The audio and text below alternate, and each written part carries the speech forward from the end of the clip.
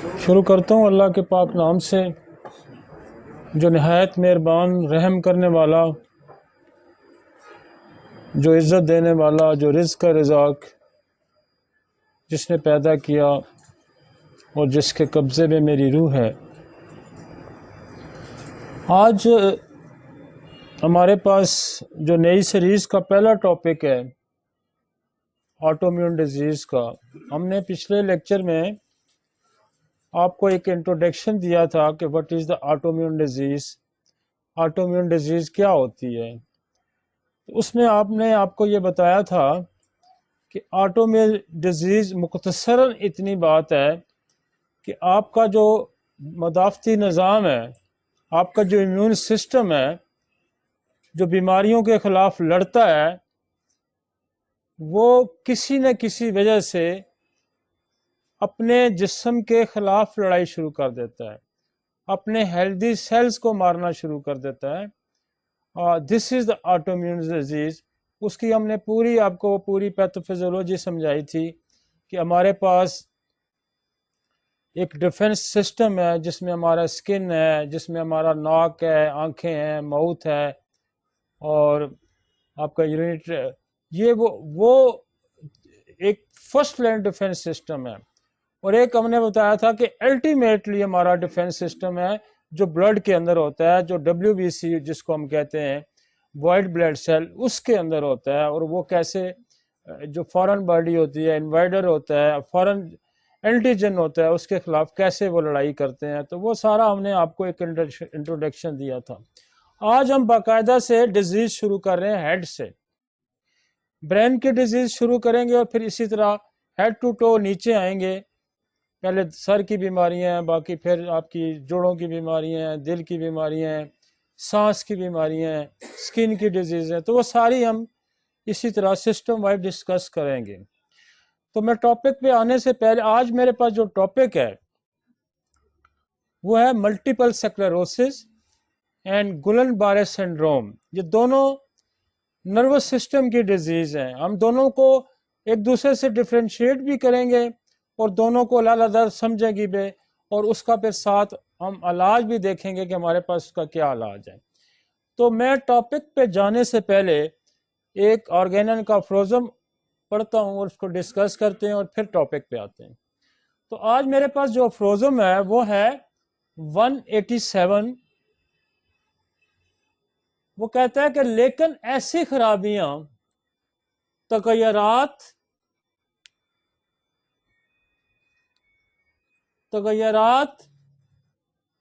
और बीमारियां जो बैरूनी अज़ा पर ज़ाहिर होती हैं और जो किसी बैरूनी चोट की वजह से ना हो या किसी मामूली बैरूनी जख्म की वजह से फौरी तकलीफ का बायस बनी हो, वो किसी और तरह पैदा होती हैं। इसकी वजह अंदरूनी बीमारी होती है।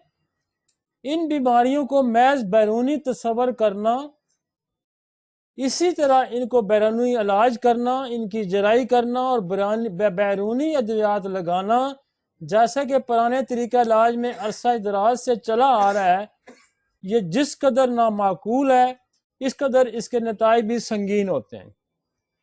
वो ये कहता है कि चोट लग जाए या बर्न हो जाए या कोई मामूली नीयत की एक्सटर्नल बीमारी जो जाहिर होती है, उसके अलावा कोई भी स्किन पे नमूद होती है, कोई भी बीमारी जाहिर होती है, तो उसको अंदरूनी बीमारी समझना चाहिए, उसको बैरूनी बीमारी ना समझना चाहिए। और वो ये कहता है कि ये बहुत ही अहमकाना है और बहुत ही नामाकूल है कि अब इन बीमारियों को बैरूनी बीमारियां समझकर उसकी सर्जरी शुरू कर दें, उस पर लोकल एप्लीकेशन शुरू कर दें।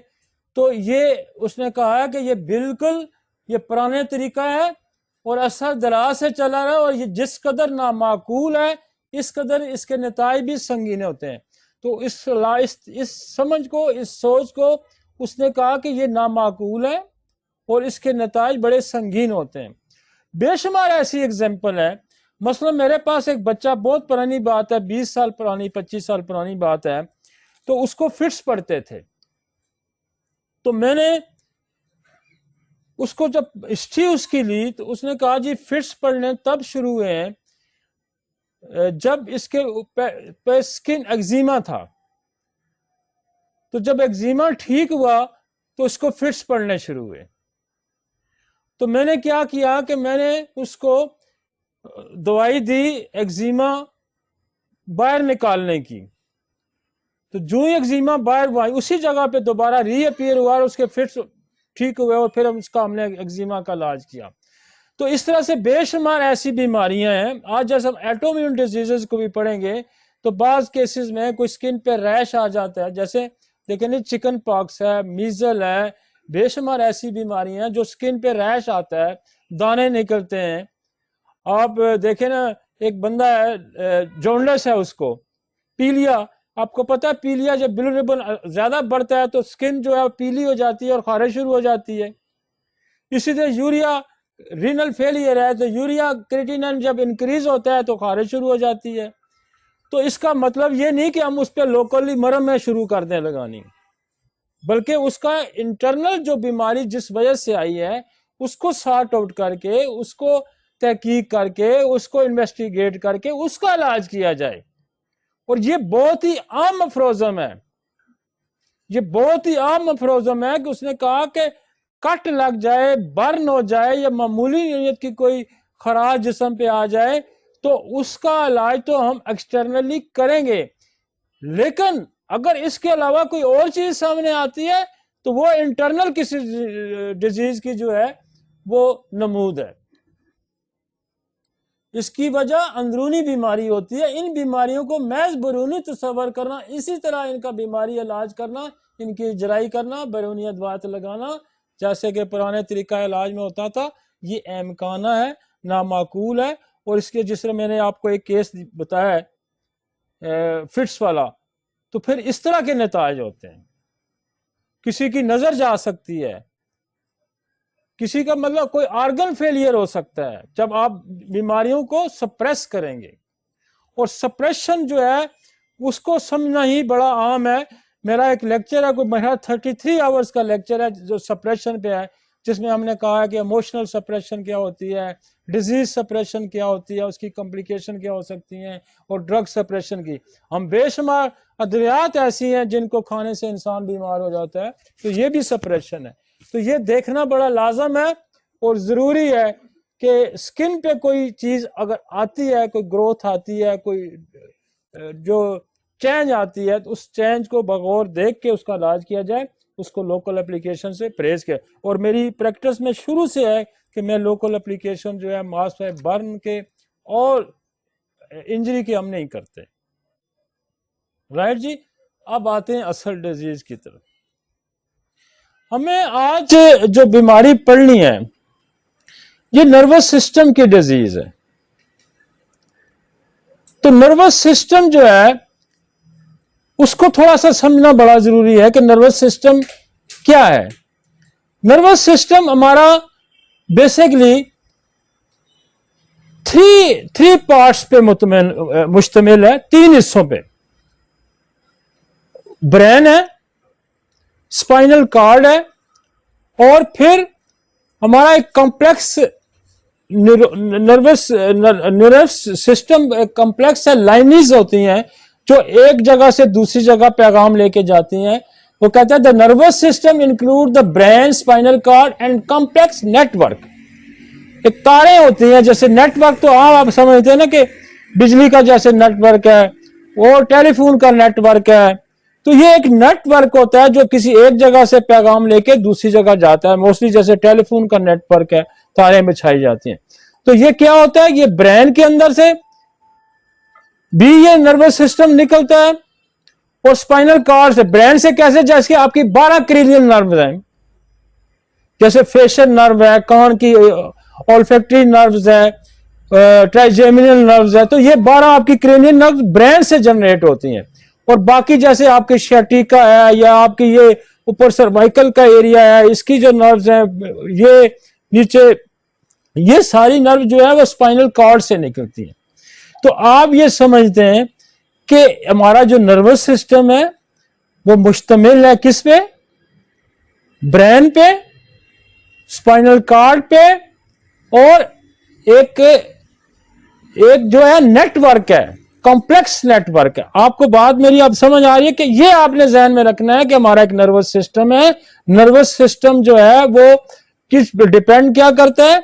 ये ब्रेन से, ब्रेन, स्पाइनल कार्ड एंड एक नेटवर्क है उसके आगे जुड़ा होता है। स्पाइनल ब्रेन से जो निकलती है, जैसे आपकी 12 क्रेनियल नर्व निकलती हैं, आपकी आंख को कंट्रोल करती हैं, फेस को कंट्रोल करती हैं, कान को कंट्रोल करती हैं, आपकी ये जो ओसोफेगस इस एरिया को कंट्रोल करती है। ये तो 12 क्रेनियल नर्व्स हैं, ये ब्रेन से निकलते हैं। फिर स्पाइन से बहुत सारी बेशुमार नर्व्स हैं, मैं सारी की तफसील नहीं, बेसिकली आपको समझाना है कि जब आप नर्वस सिस्टम का इलाज करने रह गए हैं तो नर्वस सिस्टम को समझना चाहिए। अब अगर इसकी जो है ना टाइप्स हैं, टाइप्स क्या है? टाइप्स क्या है जी कि आपका एक सिस्टम है सेंसरी नर्वस सिस्टम। सेंसरी के नाम से भी अंदाजा है कि जो आपको सेंस कराता है।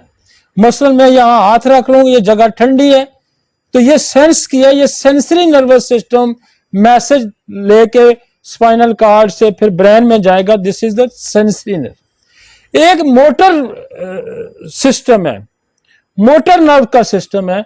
वो ये सिस्टम है कि ब्रेन से ऑर्डर लेके, जो आपको ऑर्डर लेके आता है, और आपकी ये जो मैं हाथ की मूवमेंट है, ये मैं किससे कर रहा हूं? ये मोटर न्यूरॉन सिस्टम से कर रहा हूं। वो एक है हमारा autonomic nervous system. Autonomic nervous system कौन सा है? जो खुदकार निजाम है। खुदकार निजाम क्या है? जैसे आपका दिल चल रहा है, आपके फेफड़े चल रहे हैं, आपकी आंतों की मूवमेंट है, ये सारा खुदकार निजाम है जो आपके इरादे के ताबे नहीं है। जो मोटर न्यूरॉन सिस्टम है आपके इरादे के ताबे है कि ये मैं फोन उठाता हूं, ये मेरा इरादतन है।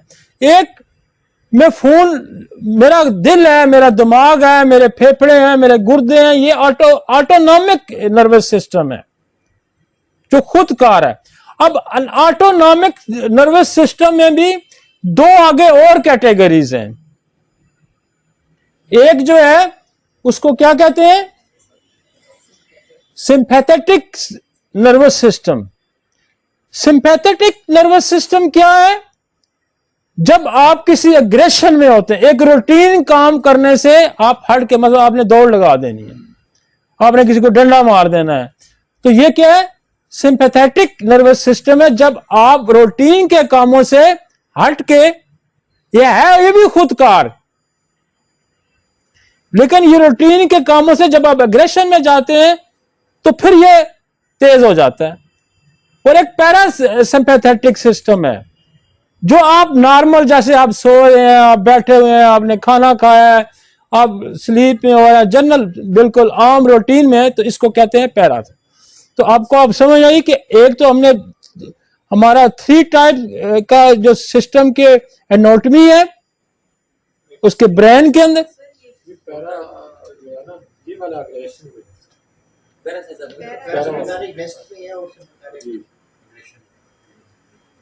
Sympathetic work at the rest,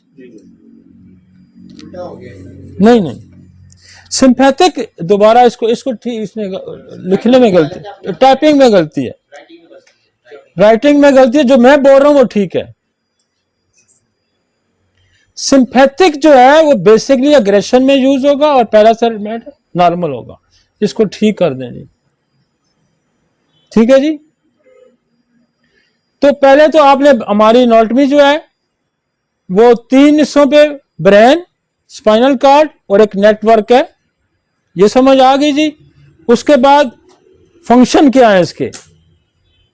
function क्या हो गया? फिजियोलॉजी होगी। फंक्शन क्या है? एक हमारा मोटर न्यूरल सिस्टम है, एक सेंसरी सिस्टम है, एक ऑटोनॉमिक सिस्टम। ऑटोनॉमिक के फिर 2 पार्ट आगे हो गए। तो मेरे ख्याल है ये बच्चे को भी समझाओ तो समझ आएगा। अब ये समझ जाए, अब ये सिस्टम में जब खराबी आएगी तो फिर न्यूरोलॉजिक प्रॉब्लम स्टार्ट हो जाएंगे। ये नॉर्मल फंक्शन है, this is the normal function. अब होता क्या है कि ये जो नॉर्मल फंक्शन है कि वो बंदा चल रहा है, बोल रहा है, तो जब वो बोलना छोड़ देगा, जब वो चलना छोड़ देगा, वो ट्रेमर करेगा, मूवमेंट रिस्ट्रिक्शन आ जाएगी, उसको ये समझ नहीं लग रही ये ठंडा है ये गर्म है, तो फिर क्या होगा, ये पैथोलॉजिकल चेंजेस आ गई, कोई खराबी होगी। तो उसको हम क्या नाम देंगे? This is the disease, this is the abnormal activities. तो normal function and abnormal function. अब जो हम जिस डिजीज को पढ़ने जा रहे हैं, this is the multiple sclerosis, this is the nervous disease. ये असाब की बीमारी है। ये कहीं ब्रेन में अंदर खराबी आ गई है, कहीं नेटवर्क में खराबी आ गई है, कहीं आपका जो है वो स्पाइनल कार्ड के अंदर खराब, मतलब ये कोई खराबी आ गई है, उस खराबी को हम समझने की अभी कोशिश करेंगे और फिर उसको ठीक करने की भी कोशिश करेंगे। ठीक है जी, आगे चलें जी। कुछ मेरे दोस्त ने कहा कि पिछला लेक्चर थोड़ा कॉम्प्लिकेटेड था, मुश्किल था, लेकिन देखें जी, हमें बड़ा मेहनत और कोशिश, बड़ी आसानी से समझाने की कोशिश की, लेकिन एट द एंड मैंने एक लाइन ही बोली थी। वो एक लाइन ये थी कि जो निजाम, मदाफती निजाम आपके फॉरेन बॉडी के खिलाफ, जरासीमों के खिलाफ, बीमारियों के खिलाफ इस्तेमाल होता है, वही मुदाफती निजाम आपके अपने जिस्म के खिलाफ जब इस्तेमाल हो जाएगा तो that is called autoimmune disease. तो इतना तो मतलब समझ आना कोई बड़ी मुश्किल नहीं है। मुश्किल है जी? हाँ, तो इतना समझ लें। अगर आपको, जिसको ज्यादा मजा आता है डिटेल समझे, जिसको नहीं ज्यादा चाहिए तो इतना तो कम अज कम समझे। अब ये खराबी आ गई है। अब स्ट्रक्चर ऑफ टिपिकल न्यूरॉन क्या है ये भी समझ लें, ताकि जब इसके अंदर खराबी आएगी ना तो फिर आप समझेंगे कि ये कहां खराबी आई है। खराबी, अब ये हमारी पूरा जो न्यूरॉन है बना हुआ, इसके अंदर देखें एक सेल बॉडी है, मुझे दे रहा हूं, ये जो देखें, ये जो बिल्कुल फूल सा बना हुआ है, this is the cell body. और इसके आगे जो है एक लंबी सी जो लाइन है, ये एक्सॉन इसको कहते हैं। और ये आगे एक्सॉन टर्मिनल है कि जैसे ये यहां से एक और नर्व जुड़ती है, यहां से समझ आ जाएगी जी। और यहां जो ये जो फूल सा बना है, इसके आगे देखें आपने शाखें निकली नजर आ रही होंगी आपको। ये शाखें क्या है? इनको डेंड्राइट्स कहते हैं। ये जहां हमारे मसल के साथ ये जुड़ती हैं तो मसल के फंक्शन को एक्टिवेट कराती हैं। समझ आइए, एक सेल बॉडी है, एक एक्सॉन लंबी सी ये तार है, और इसके बॉडी के साथ वो जो डेंड्राई शाखें आपको नजर आती हैं, इन शाखों का क्या काम है कि मैसेज जो है आगे कन्वे होता है। मसलन एक नर्व से दूसरे में मैसेज कन्वे होता है, और यहां आके ये होता है कि वो मसल के जंक्शन पे एक्टिवेट होता है। अब बहुत सारी बीमारियां ऐसी भी हैं जो नर्वस सिस्टम की बीमारी है, बहुत सारी मस्कुलर सिस्टम की है। बाद दफा नर्वस सिस्टम ठीक होता है, मस्कुलर सिस्टम का, जैसे मायोपैथी होगी, मस्कुलर सिस्टम काम नहीं कर रहा होता। बाद दफा जैसे एक बीमारी है, वो उसको कहते हैं माइस्थीनिया ग्रेविस, वो दोनों जंक्शन की बीमारी है, जहां नर्व और मसल आपका जंक्शन करता है, ये जो शाखें जहां के मिलती हैं वहां की बीमारी है, उसको कहते हैं न्यूरोमस्कुलर जंक्शन डिजीज। तो इसी तरह जो मल्टीपल स्क्लेरोसिस है, ये नर्व्स की डिजीज, ये कंप्लीट नर्व की डिजीज है। और इसकी तारीफ ये है कि ये नर्व की डिजीज है, ये ब्रेन और स्पाइनल कार्ड और जो हमारा नेटवर्क है इसमें कहीं भी हो सकती है। समझ आ गई जी बात आपको? आगे चलते हैं।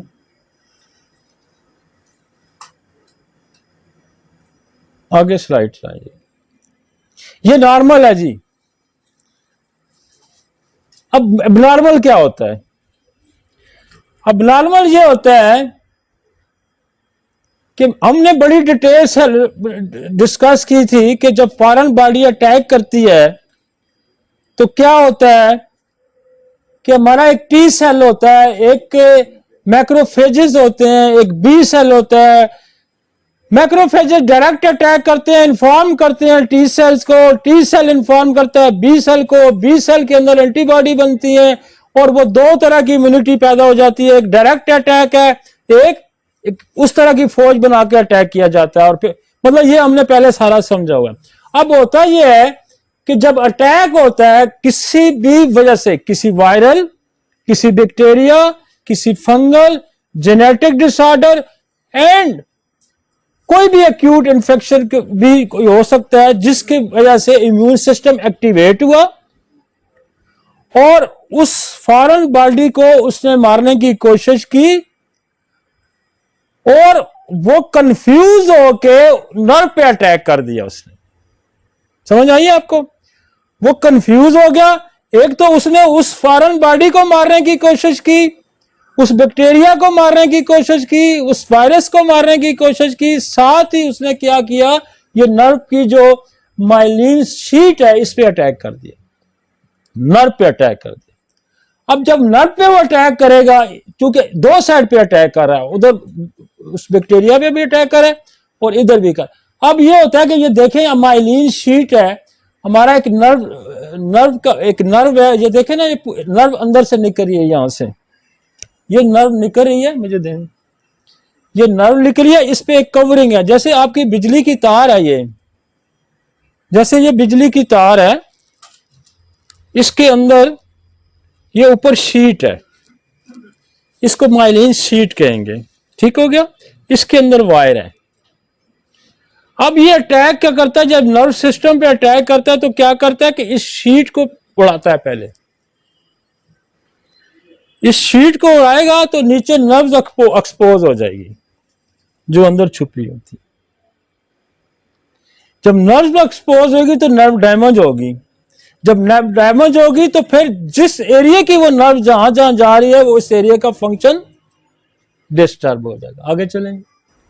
ये ब्रेन के अंदर भी ये काम हो सकता है, ये स्पाइनल कार्ड के भी अंदर हो सकता है और नेटवर्क के भी अंदर सकता है। तो क्या होगा, हमारा जो कम्युनिकेशन सिस्टम है बॉडी के साथ, ब्रेन के साथ, वो और स्पाइनल कार्ड के साथ, वो किसके साथ है, थ्रू नेटवर्क, नर्वस सिस्टम के साथ है। तो वो क्या होगा, फिर डिस्टर्ब हो गया, हमारी कोऑर्डिनेशन ही नहीं रही। मतलब टेलीफोन तार कहीं से ब्रेक होगी तो आपकी आवाज आनी बंद हो जाएगी, ऐसे ही होता। अगर वो थोड़ी डैमेज हुई तो डिस्टॉर्शन शुरू हो जाएगी, शोर शुरू हो जाएगा, लेकिन आपको प्रॉपर। तो इसी तरह जब ये माइलिन शीट उड़ती है, फिर नर्व एक्सपोज होती है और फिर वो अटैक जारी रखता है, तो फिर नर्व भी डैमेज हो जाती है, तो फिर आपको कोऑर्डिनेशन। एक तो ये होता है। आगे चलें।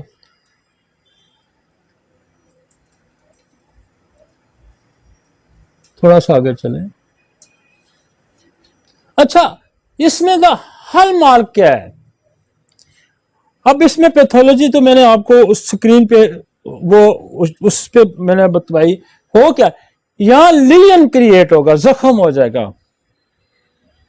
जब ये डिस्ट्रॉय होगी तो इंजर्ड होगी ना, जख्म हो गया। और दूसरा क्या हो सकता है कि स्क्लेरोटिक प्लेग बन सकता है। जो आपकी नर्व सिस्टम है या ब्रेन के अंदर प्लेग, क्या वहां कोई चीज ऊपर, स्क्लेरोसिस क्या होता है, किसी चीज का एक्स्ट्रा जमा हो जाना, गट्ठे हो जाना और उस नर्व पे बैठ जाना, तो तब भी फंक्शन खराब होगा। इन्फ्लेमेशन हो, प्लेग नहीं जैसे आपने हार्ट में पढ़ा हुआ कि प्लेग, आर्टरी के अंदर एक ग्रोथ आ जाती है, प्लेग आ जाता है, इसको स्क्लेरोटिक प्लेग कहते हैं।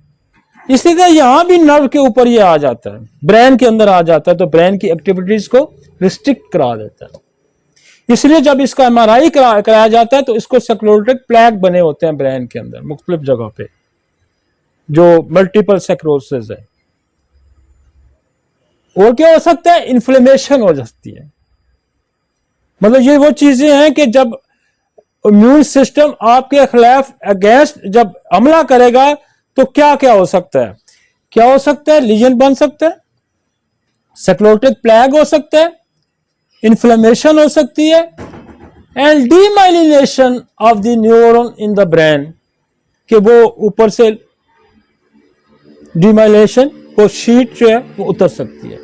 ठीक होगा जी? आप कुछ समझ आ गया जी कि what is the mechanism, what is the pathophysiology.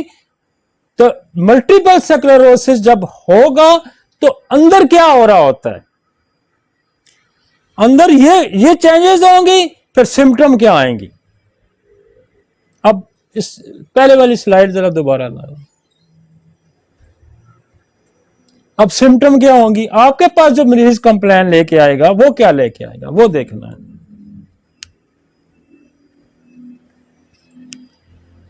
आपके पास जो मरीज कंप्लेन लेके आएगा वो क्या है, क्या मरीज आपको कंप्लेन करेगा, पेनफुल आई मूवमेंट, जी मेरी आंखों की मूवमेंट बड़ी मुश्किल हो रही है, दर्द हो रहा है जब मैं मूवमेंट करता हूं। इसका मतलब ऑप्टिक नर्व को डैमेज कर रहा है। तो आपको सीरियसली सोचना चाहिए कि ये बंदा जो आया मेरे पास, ये कहता है मेरी आंखों की मूवमेंट बड़ी पेनफुल हो गई है, तो आपको ध्यान जाना चाहिए उस तरफ। Tremors and loss of coordination, balance damage to the cerebellum, आपका चलना मुश्किल हो गया, बैलेंस करना मुश्किल हो गया। वो कहता है मैं चलता हूं तो मुझे कोई सही समझ नहीं लग रही जी, मैं कभी इधर पाँव रखता हूं, मैं कभी इधर पाँव रखता हूं। लिम्स एंड मसल्स वीकनेस, बात मरीज आते हैं जी मुझे वीकनेस महसूस हो रही है, मुझे थकावट ज्यादा हो रही है, स्पाज्म आ रहा है, कंट्रैक्शन हो रही है, पेन हो रहा है, नमनेस आ रही है। अक्सर जो कंप्लेन लोग ये भी करते हैं कि मेरे हाथों में, मेरे पाँव में मेरे नमनेस आनी शुरू हो गई है। Lead to mobility problem, damage to the spinal card, इसका मतलब है ये स्पाइनल कार्ड को उसने डैमेज किया, ऊपर किया तो ब्रेन के अंदर का मसला आ गया। अब ये जो प्रॉब्लम बता रहा है कि हाथ सुन्न हो रहे हैं, पाँव सुन्न हो रहे हैं, तो ये समझो कि ये जो स्पाइनल कार्ड पे अटैक है, ये क्योंकि आपकी बॉडी को कौन कंट्रोल कर रहा है, नीचे से स्पाइनल, ये ऊपर वाला फेशियल बाइस क्रैनियल नर्व कंट्रोल कर रही है, और नीचे जो बॉडी है, हाथ है, पाँव है, ये सारा कौन कंट्रोल कर रहा है, ये स्पाइन की नर्व कंट्रोल कर रही है। और वो कहते हैं इलेक्ट्रिक सोर्स सेंसेशन महसूस हो रही है, provoked by the neck movement, Lhermitte sign है ये।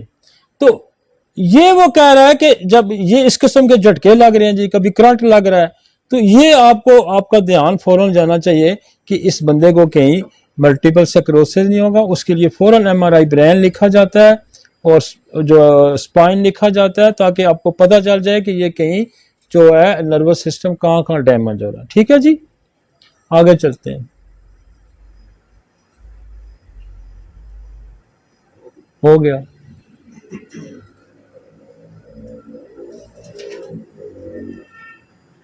ये उनकी जनरली एक है कि वो कह रहे हैं जी कि इसका कॉजेज, वो तो कहते हैं ना कोई अननोन कॉजेज भी हैं इसके, लेकिन कॉजेज इफेक्ट जेनेटिक बैकग्राउंड हो सकता है, कोई जीन्स की खराबी की वजह से भी ये हो सकता है, और कुछ इन्वायरमेंटल फैक्टर भी हैं, स्मोकिंग है, विटामिन डी है, टॉक्सिक डाइट है, इन्फेक्शंस हैं, एंटीबॉडीज, ये कुछ कॉजेज ऐसी भी हो सकती हैं। एंटीबायोटिक्स भी कॉजेज बन सकती है। कुछ हमने अपनी कॉजेज भी लिखी है, बट ड्रग्स कॉज भी हो सकती है और ड्रग्स अब्यूज भी हो सकते हैं। समझ आइए, ड्रग्स कॉज ऐसे हो सकती है कि ड्रग्स कॉज की वजह से किसी को कोई ना कोई मसला मेरे पास पीछे एक केस आया, और मैं आपको बताता हूं कि वो अक्सर हम नक्स वमीका दे के बहुत सारे लोगों को एंटीडोट करते रहते हैं, और वो होने से ड्रग कॉज तो खत्म रिमूव हो जाती है। अगर फिर भी ड्रग कॉज रिमूव नहीं होती, जैसे मेरे पास एक मेरा अच्छे मिलने वाले दोस्त हैं हमारे, तो उन्होंने काफ़ी पैंक्रियाटिक पेन के लिए बड़ी, वो जो आपके बड़े नेलबोन और फलाना इस किस्म के इंजेक्शन लिए गए, और अब उसको आदत होगी कि वो बंदा जो है उसके बगैर उसको नींद ना आए, सो ही नहीं पा रहा था। तो हमने नक्स वमीका दिया, उससे कुछ थोड़ा बहुत फर्क फिर नहीं पड़ा। कहते नहीं कोई मज़ा नहीं आ रहा, लेकिन मुझे लेने पड़ रहे हैं इंजेक्शन। तो मैंने कहा वो इंजेक्शन ही दोनों मेरे पास भेज दो जो तुम लेते हो। तो मैंने इंजेक्शन मंगवा के फिर उसको मैंने डाइल्यूट करके 6-7 पोटेंसी हमने बनाई और उसको वो भेज दी। अब वो मेरी दवाई से उसको नींद आ जाती है, जो हमने बनाई है उसी से। तो ड्रग्स अब्यूज को खत्म करने के लिए बहुत सारे तरीके हैं। मसलन आपका नक्स फमीका खत्म करता है, आपका पल्सटीला जो एलोपैथिक जो हकीमों से लोग जो खास करके कुश्ते वगैरह या आयरन की चीजें खा खा के आए होते हैं, उसके लिए एलोज है हमारा, वो अच्छा होम्योपैथिक भी बल्कि दूसरी भी दवाइयों को एलोज एंटीडोट कर देता है। और अगर फिर भी बेशुमार ऐसी बड़ी डेंजरस दवाइयां हैं और अगर आपको नहीं कोई दवाई फायदा दे रही तो आप वो दवाई मंगवा लें और उसी दवाई को 6, 7, 8, 10 दफा डिल्यूट करें और वो उसको खिलाएं। वो उसकी बीमारी भी ठीक कर देगी और उसके साइड इफेक्ट्स को भी खत्म कर देगी। समझ आई आपको? तो होम्योपैथी बड़ा जबरदस्त तरीका इलाज है। मैं बेशुमार मेरे लोगों दोस्तों से बात होती है, वो कहती है जी हमारे पास इस तरह के काम जब हो जाए तो कोई हल नहीं है। लेकिन होम्योपैथी के पास देखें कितने हैं, वो नक्स भी दे सकता है, वो एलोज भी दे सकता है, वो सल्फर भी दे सकता है, वो पल्सटीला भी दे सकता है। कुछ ना बने तो वही दवाई मंगा के उसको पोटेंटाइज करके उसको खिलाई जा सकती है। इवन हमारे पास आते हैं कीमोथेरापी वाले लोग, तो हम क्या करते हैं, वही कीमोथेरापी के ड्रॉप्स ले लेते हैं और उसी से पोटेंटाइज करके उसको खिला देते हैं। उसके साइड इफेक्ट्स खत्म हो जाते हैं और मरीज बेहतर भी हो जाता है। तो यहां उसने ड्रग्स का जिक्र किया, एंटीबायोटिक्स का। एंटीबायोटिक को बहुत अच्छा है, नक्स फमीका जो है एंटीडोट कर देते। कॉजेटिव फैक्टर एड्रेस करें कि मल्टीपल स्क्लेरोसिस होने से पहले हुआ क्या था। पहली तो बात है कि मैंने इसमें कॉजेज मैंने अपने डिस्कस किए हुए हैं। हमने कहा जी इन्फेक्शियस कॉजेज हो सकते हैं और उन्होंने भी कहते हैं कि इन्फेक्शियस कॉजेज हो सकते हैं। इन्फेक्शियस कॉजेज यही है ना कि कोई बैक्टीरिया आ गया, उसके खिलाफ फाइट शुरू होगी, कोई वायरस आ गया, उसके खिलाफ फाइट शुरू होगी, तो वो ट्रिगर करके उसने अपने कंफ्यूज होकर अपने ही सेल्स को डैमेज करना शुरू कर दी। तो इन्फेक्शियस कॉजेज में क्या है, बैक्टीरिया है, वायरस है, फंगल है, पैरासाइट है, इसको एड्रेस करें। और आपके पास बेशुमार इन्फेक्शियस कॉजेज को रोकने की मेडिसिन है, जैसे आपने बेसिलिनियम दे दी, जैसे आपने ट्यूबर दे दी, जैसे आपके पास बेशुमार फंगल की जैसे दवाइयां आ गई, कैनाडीडा आ गया, ईस्ट आ गई, वो दें, मेडोरिनम है, थूजा है। तो जितने भी इन्फेक्शियस डिजीजेज हैं, आप उनको इन्फेक्शियस डिजीजेज को जब कंट्रोल करेंगे तो ये अब वो क्या करते हैं, वो क्या कहते हैं, प्लाज्मा चेंज करा देते हैं। प्लाज्मा चेंज करते हैं और लगाते हैं ताकि इसके अंदर से एंटीबॉडी रिड्यूस हो। एलोपैथिक वाले क्या करते हैं पूरी तो, जैसे गुलन बारेल सिंड्रोम का उनके पास क्या हाल है कि वो प्लाज्मा चेंज कराएंगे और नहीं फिर वो उसको लगाएंगे। तो हमारे पास बेशुमार चीजों का हल है। अगर आप ये समझते हो, ये बड़ा डिफिकल्ट, डिफरेंट और अनट्रीटेबल जो टॉपिक है ये, जिसको मैंने छेड़ा हुआ है, और इसके लिए आपके पास बड़े मजे मजे के तरीके हैं और बड़े बड़े मजे के नुस्खे भी हैं अगर आप इसको समझते हैं। इसलिए मैंने आपको पूरा नर्वस सिस्टम शॉर्टली ब्रीफली थोड़ा थोड़ा समझाया ताकि आपके दिमाग में बैठ जाए कि व्हाट इज। अब ये आपकी जो न्यूरोपैथी आ जाएगी, जैसे डायबिटिक न्यूरोपैथी आ जाती है, उसमें भी क्या होता है, नर्व डैमेज होती है। तो कॉजेटिव फैक्टर को एड्रेस करके उसमें देखें आपकी प्लमोमेट, उसमें आपकी जल्सियम, उसमें कालीफास, उसमें ओपियम, कास्टिकम, कोरारे, बेशुमार ऐसी दवाइयां हैं कि जो डायबिटिक न्यूरोपैथी, न्यूरोपैथी मतलब नर्व डैमेज हो जाना। आगे चले।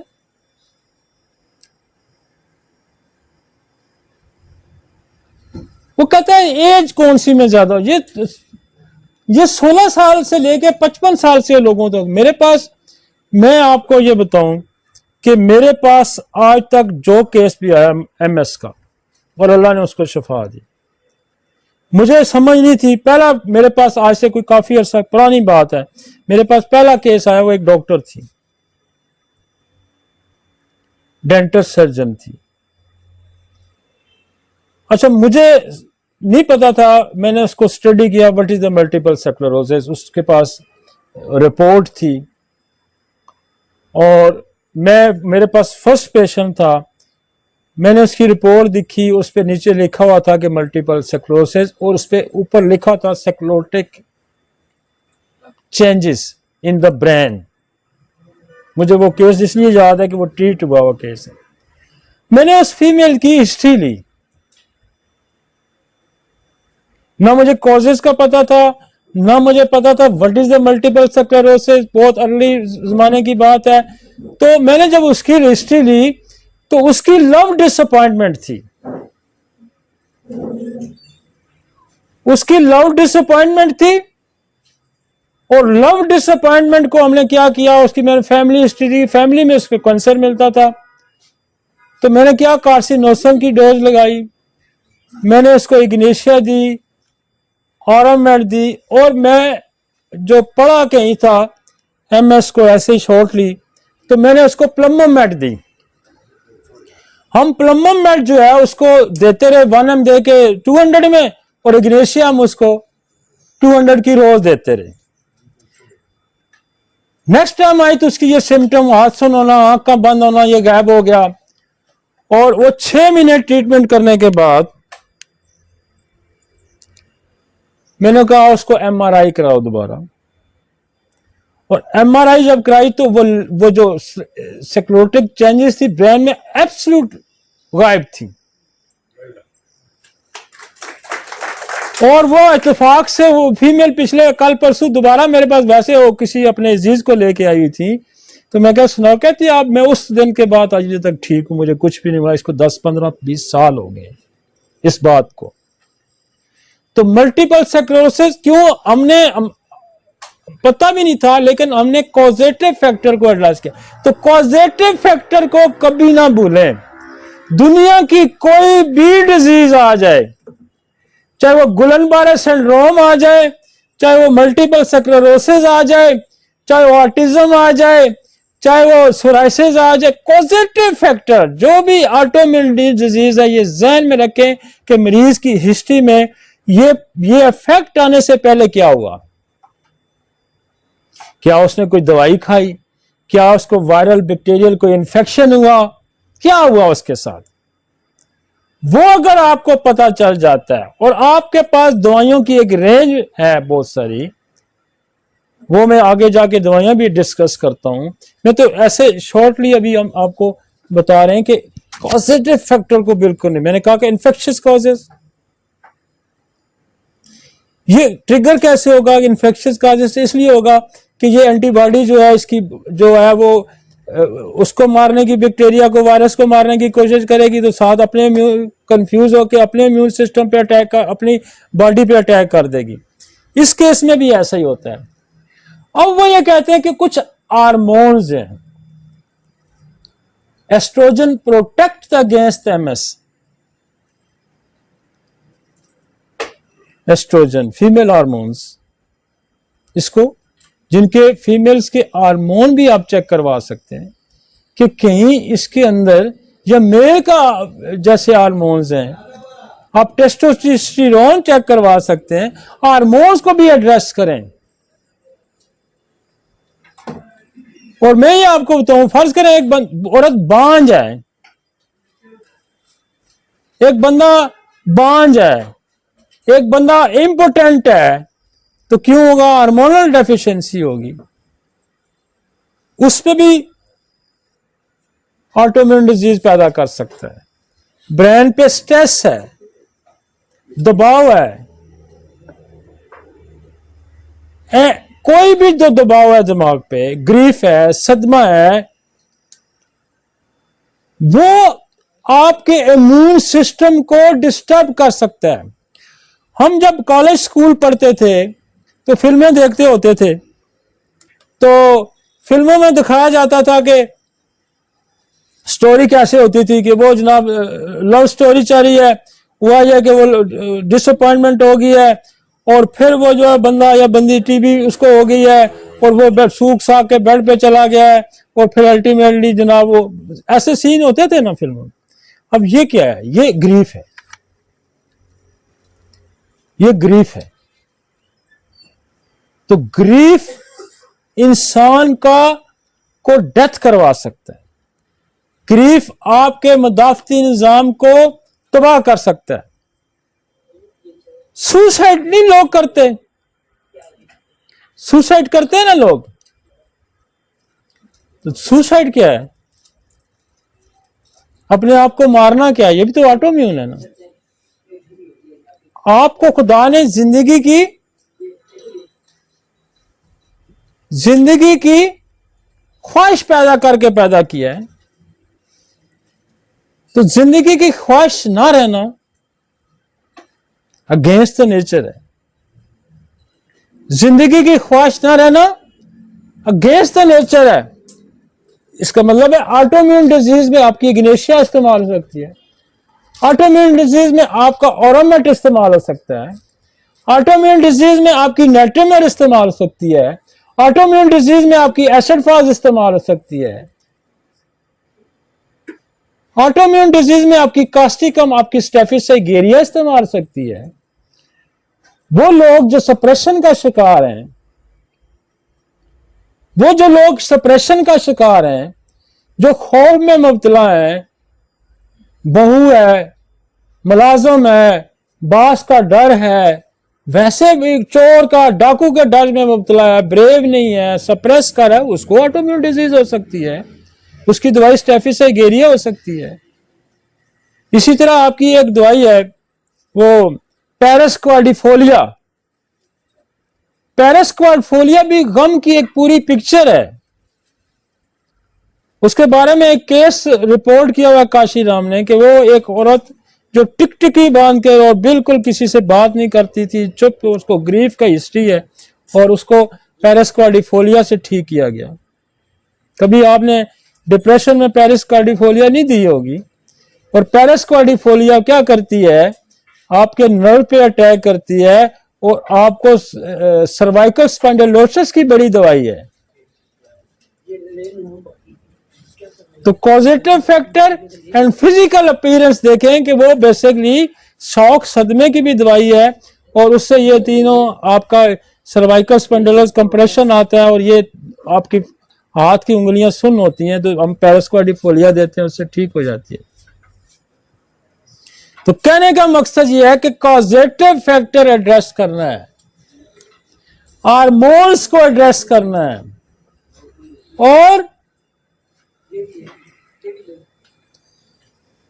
इसमें वो कहता है कि औरतें ज्यादा शिकार होती हैं, मतलब 2 औरतें 1 मर्द की रेशो दी गई है।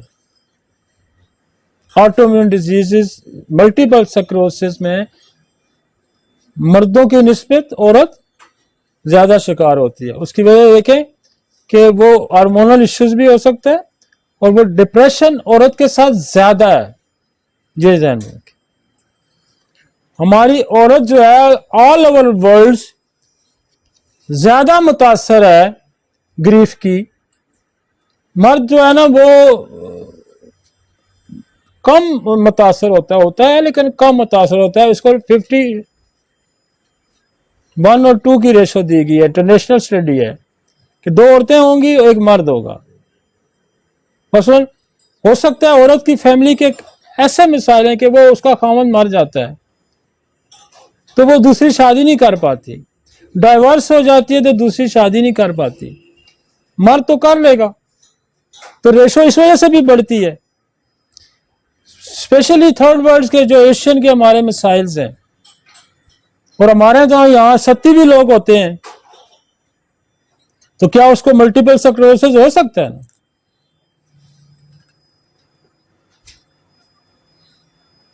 Vitamin D deficiency and lack of sun exposure.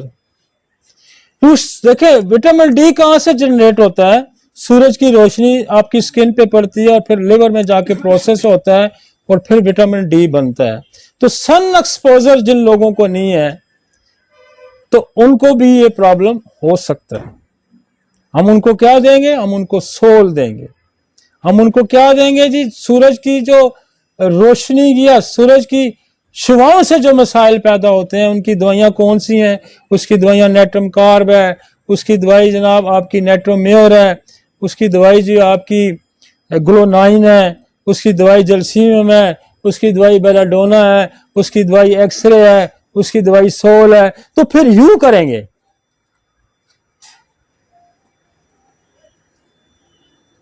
आगे चलते हैं। Stress, other autoimmune diseases type. अच्छा, ये तो अदर ऑटोइम्यून डिजीज को भी जिक्र करा, जैसे डायबिटीज है, इन्फ्लेमेटरी बाउल डिजीजेज हैं, associated with slightly higher risk of developing. हाँ, ये जो हमारी डिजीजेज हैं, ऑटोइम्यून डिजीज जो दूसरी हैं, मसलन किसी को वीट एलर्जी है, और किसी को जो है अल्सरेटिव कोलाइटिस है, किसी को शुगर टाइप 1 है, तो ये जो चीजें हैं ये भी ट्रिगर करके मल्टीपल स्क्लेरोसिस कर सकती हैं। तो देखें ना, हम तो जो आपकी जो है सीलिएक है, हम कितना अच्छा ठीक करते हैं, हम अल्सरेटिव कोलाइटिस कितना अच्छा ठीक करते हैं, शुगर हम इतना अच्छा ठीक करते हैं। तो ये भी उधर देखें कि other autoimmune disease can multiple sclerosis. समझ आई कि जो दूसरी ऑटोइम्यून डिजीज है, ये सब्जेक्ट बहुत बड़ा है भाई।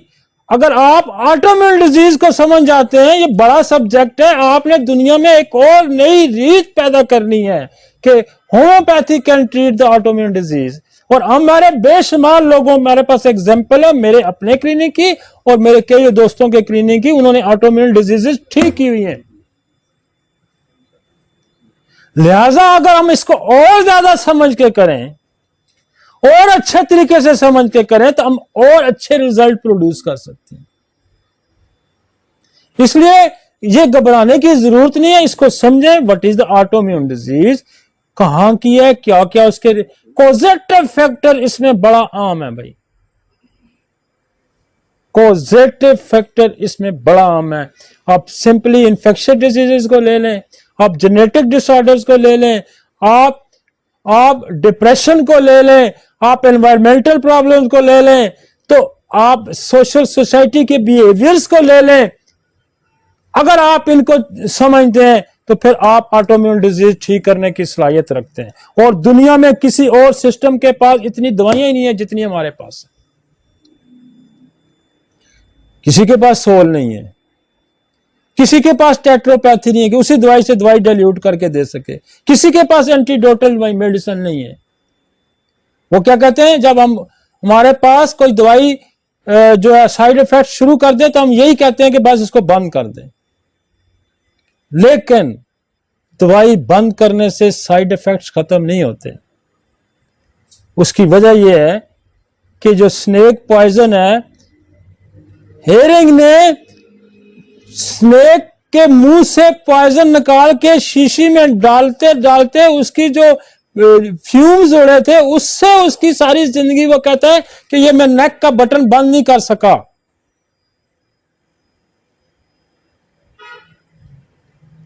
तो ड्रग्स ऐसी ऐसी हैं कि जिस्म के अंदर जिंदगी भर की खराबियां पैदा कर देती हैं, जिंदगी भर की खराबियां पैदा कर देती हैं। स्मोकिंग, अल्कोहल, ये इंक्रीज कर सकता है इसको, द रिस्क फैक्टर में से, but also accelerate the progression. वो कहता है ये काज नहीं हो सकती लेकिन इनको इंक्रीज कर सकता है। कुछ हमारी आदतें हैं। कहते हैं दुनिया में जब आपके पास सारे इलाज खत्म हो जाए, आपके पास सारे इलाज खत्म हो जाए, तो क्या करें? बंदे की आदतें छुड़वाएं। हो सकता है उसकी कोई आदत ऐसी हो जो उसकी बीमारी का सबब बन रही है। उसकी आदतें छुड़ाएं, उसकी जगह तब्दील करें, उसका एटमॉस्फेयर चेंज करें। मसलन हनीमन का एक केस कोड किया हुआ है ना कि उसका दोस्त बीमार हो गया, वो आर्टिस्ट था, वो तस्वीर कशी करता था और वो बीमार हो गया और हनीमन बेशुमार दवाइयां देने के बावजूद वो नहीं ठीक हुआ। तो हनीमन जब उसके स्टूडियो में गया और उसने सारा दिन उसको ऑब्जर्व किया तो वो जो स्याही इस्तेमाल करता था वो लिप्स के अंदर रखता था और वो स्याही सिपिया से बनी हुई थी। उसने कहा कि तुम्हारी बीमारी मैंने पकड़ ली है। तो कॉजेटिव फैक्टर बड़ा आम है। जो सिम्टोमेटोलॉजी है ना, मैं होम्योपैथ भाइयों से ये मेरी गुजारिश है कि हम फुली सिम्टोमेटोलॉजी पे डिपेंड नहीं कर सकते। सिम्टम क्रिएट होती हैं किसी वजह से, सिम्टम क्रिएट होती हैं किसी वजह से, वो वजह जाननी बड़ी जरूरी है। और अगर वो वजह पता चल जाती है और उसके पास आपकी रेमेडी, नेचर लॉ ऑफ क्या है, लॉ ऑफ नेचर क्या है, दुनिया के तमाम मसाइल कैसे हल किया जा सकता है, चाहे वो सोशल है, चाहे वो इकोनॉमिकल है, चाहे वो फिजिकल है। कॉजेटिव फैक्टर एड्रेस करें और उसकी रेमेडी उसके मुताबिक दें। और आपने मल्टीपल स्क्लेरोसिस को देखा होगा कि मैं कहां कहां घूमा हूं, मैं इन्फेक्शियस डिजीज में घूमा हूं, मैं जेनेटिक डिसऑर्डर में घूमा हूं, मैं डिप्रेशन ग्रीफ में, मैं सारी चीजों के अंदर हम घूमे हैं। और ये इससे बगैर इतनी बड़ी डिजीजेस का एड्रेस करना इतना आसान नहीं है।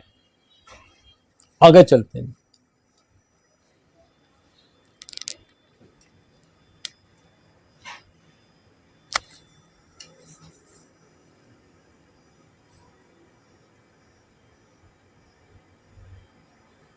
ये दोबारा उन्होंने दिखाया ना आपको, हमने ये पहले आपको दिखाया था कि ये जो न्यूरॉन की पूरी बॉडी है, इसमें सेल बॉडी है, एक्सोन है और बाकी ये सारा, ये हमने पहले दिखाया था। आगे चलें जी।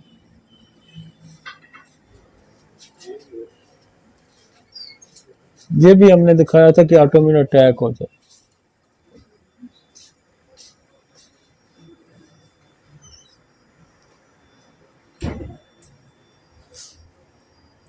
वही कहता है टी सेल जब एक्टिवेट होता है ना, तो वो ये कह रहा है कि change in the physiology of gut mucosa and microbiota can affect intestinal permeability, allowing the passage of the different micro molecules from food, toxic bacteria। वो मैं अभी यही सारी जिक्र हम कर गए। आगे चलें जी।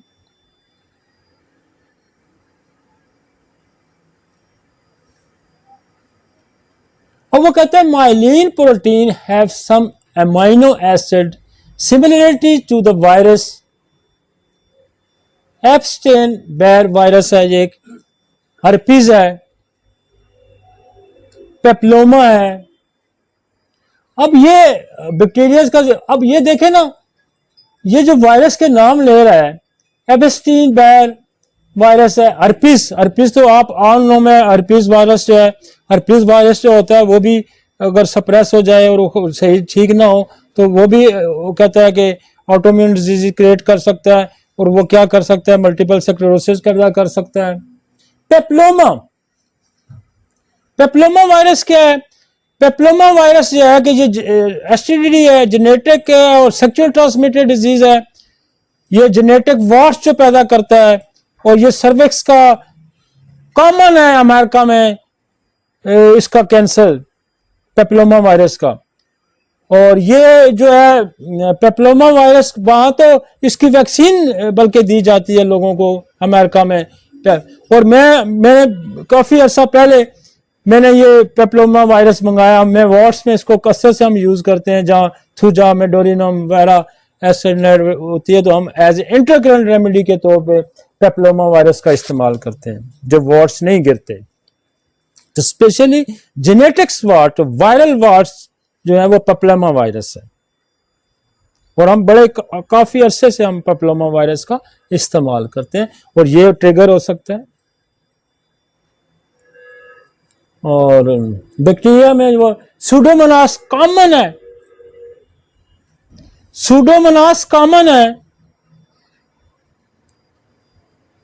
और फूड कंटेंट में वो कह रहा है milk dairy product content protein butyrophilin, ये प्रोटीन है, ये कॉज होती है when immune system is activate by the pathogens और food it may trigger the MS. जब असल वजह यह है कि ये जितनी चीजें हैं फर्स्ट पेप्लोमा वायरस का, हर्पीस का, जब कोई भी वायरस बैक्टीरिया के खिलाफ, देखिए इसीलिए आपको समझना जरूरी है, क्या उसको कहीं हर्पीस तो नहीं हुई थी, क्या उसको कोई फूड पॉइजनिंग तो नहीं हुई थी, क्या उसको पेप्लोमा वायरस तो नहीं हुआ था, क्या उसको सूडोमोनास तो नहीं हुआ था, क्या उसको एच पेलोरी तो नहीं हुआ था, क्या उसको इकोलाई तो नहीं हुआ था। क्या उसको इंटरोटैकस कोकस तो नहीं हुआ था? क्या उसको स्टेफिलोकोकस तो नहीं हुआ था? क्या उसको स्टेप्टोकोकस तो नहीं हुआ था? अब स्टेप्टोकोकस क्या करता है ना, वो भी तो जो आपके ऑटोइम्यून डिजीज पैदा करता है कि हार्ट के वॉल्स को तबाह करके रख देता है। ठीक है ना जी? तो ये जज करें ना, ये कॉजेज जज करें, क्या हुआ था, क्या हुआ था, क्या हुआ का सवाल आपको जब मिलेगा तो मैंने इसकी बेशुमार इन्फेक्शियस डिजीजेस, मैंने बड़ी इन्फेक्शियस डिजीज है ना ये स्ट्रेप्टोकोकस हो गया, पेप्लोमा हो गया, ये जो आपका सूडोमोनास होगा, इकोलाई एंटेरोकोकस हो गया, ये सारे क्या है, ये इन्फेक्शियस डिजीज है। आपको इन्फेक्शियस डिजीजेस को एड्रेस करके आप उसको ऑटोइम्यून ठीक कर सकते हैं। आगे चले, वो कहते हैं इन्फेक्शन डिजीज की वजह से आपका इम्यून सिस्टम एक्टिवेट हुआ। जब आपको किसी ने गाली दी, जब आपके मुखालिफ ने आप पे हमला किया, तो आप बंदूक लेके निकले, आपने फायर मारा मुखालिफ आदमी को, साथ कोई छुड़ाने वाला बेचारा महल्ले वाला आ गया, आपका रिश्तेदार हो गया, वो फायर आपने उसको भी मार दिया। अब समझ आइए, एक्टिवेट हुए आप, आपकी फौज एक्टिवेट हुई, आपकी पुलिस एक्टिवेट हुई, उसने चोर को मारने की कोशिश की तो राह में राहगीर भी मारा गया। अब समझ आ रही है, बॉर्डर पे फौज बैठी है, उन्होंने दुश्मन को मारा, आपके कुछ बंदे आगे पड़े हुए थे या पीछे, तो फायर बैक फायर हुआ, तो वो बैक फायर हुआ या वो फायर, तो आपने अपने बंदे मार दिए। तो अक्सर लड़ाई में ये होता है कि जब लड़ाई होती है, लड़ाई होती क्यों है? जब आपका इमोशंस, आपकी बॉडी एक्टिवेट होती है किसी फॉरेन एलिमेंट्स के खिलाफ। इसी तरह ही होता है ना, लड़ाई तब होती है ना, ये लड़ाई है ना। अब ये लड़ाई है तो घमसान की जब लड़ाई हुई तो बंदे आपने अपने भी मार दिए साथ। अंडरस्टैंड? उस वजह को समझे लड़ाई क्यों हुई, उसको सेटल करने की कोशिश करें। लड़ाई क्यों हुई? क्या इन्फेक्शस था, कोई डिप्रेशन था? डिप्रेशन होता तो बंदा नहीं मारता, जो अपने आप को मार देता, गोली दूसरे को मार देता है। किसी की औरत भागी तो उसने दूसरे को गोली मार दी, किसी की जमीन पे किसी ने कब्जा किया तो लड़ाई होगी। उस लड़ाई के दौरान क्या होगा कि आपके अपने बंदे मारेंगे। This is the autoimmune disease. लड़ाई हमारी बॉडी की है अगेंस्ट द फॉरेन इन्वाइडर के खिलाफ, उसके खिलाफ इम्यून सिस्टम एक्टिवेट हो गया हमारा कि मैं रोकूं इसको, मैं इसका डिफेंस करूं, मैं इसको मारूं, चाहे वो बैक्टीरिया है, चाहे वायरस है, चाहे कुछ भी है। तो जब सिस्टम एक्टिवेट नहीं होगा, अब ये कहते हैं कि सिस्टम को एक्टिवेट होना बंद कर दें। एलोपैथी में क्या होता है? सिस्टम एक्टिवेट ही ना हो। जब सिस्टम एक्टिवेट नहीं होगा तो क्या होगा? लड़ाई की आपने बंदे बंद कर दिए, आपने जनाब दरवाजों के बाहर ताले लगा दिए कि जो भी आता है आपने बोलना नहीं है भाई। बंदूकें आपसे ले ली है उन्होंने, असला आपसे ले लिया गया है। अब लड़ाई आप कैसे करेंगे? बाहर से आ गया बंदा मारने तो मारेगा आपको। तो जब सिस्टम एक्टिवेट करना आप सस्पेंड करेंगे तो फिर जिस वायरस के खिलाफ उठे आप, जिस वजह से वो तो रुक गया है, लेकिन आप और भी किसी के खिलाफ आप, क्योंकि आपके पास तो बंदूकें ही खत्म हो गई हैं, तो आपके पास तो उन्होंने छुरे चाकू ले लिए हैं। अब कोई वैसे भी बंदा जो है ना छोटा मोटा भी आप पे कुछ करेगा तो आप तो बेबस हैं। तो वो ये कहते हैं कि हम इम्यून सिस्टम को सप्रेस कर देते हैं, दबा देते हैं ताकि ये एक्टिवेट ही ना हो। भाई हम क्या करेंगे? जिसकी वजह से एक्टिवेट हुआ उसको दुरुस्त करेंगे और उसको पॉजिटिव एंगल में लेके जाएंगे ताकि वो कंफ्यूज ना हो। समझ आ रही है? कोई नहीं समझ आ रही? अब इससे ज्यादा बेहतर में और क्या समझा सकते? जिस वजह से आपका देखिए आपका इम्यून सिस्टम एक्टिवेट होगा, बात को समझने की कोशिश, मैं बार बार इसलिए, आपका इम्यून सिस्टम किसी चीज के खिलाफ एक्टिवेट हो गया, सदमे के खिलाफ एक्टिवेट हो गया, वायरस के खिलाफ एक्टिवेट हो गया, किसी ड्रग ने उसको एक्टिवेट कर दिया, तो क्या होगा, वो अटैक करेगा उसके खिलाफ, तो साथ कंफ्यूज होकर अपने बंदे मारेगा, अपनी बॉडी की हेल्दी सेल को डैमेज करना शुरू करेगा। This is the autoimmune disease.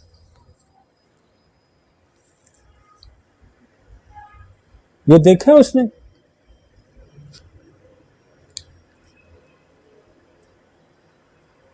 कोई आंख बंद हो रही है, किसी नाक पे स्मेल नहीं आ रही, मुंह में कुछ इस तरह हो गया, तो ये वो अटैक्ट है सारे जो है ना।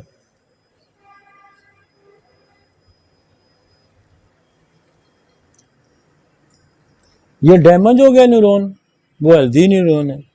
अब हेल्दी न्यूरॉन जब डैमेज हो जाएगा तो क्या होगा कि कोऑर्डिनेशन खत्म हो जाएगी ना, जो मैसेज ब्रेन से आना है, वो ठंडा लग रहा, हाँ जी ठंडा, ये मैसेज खत्म हो गया।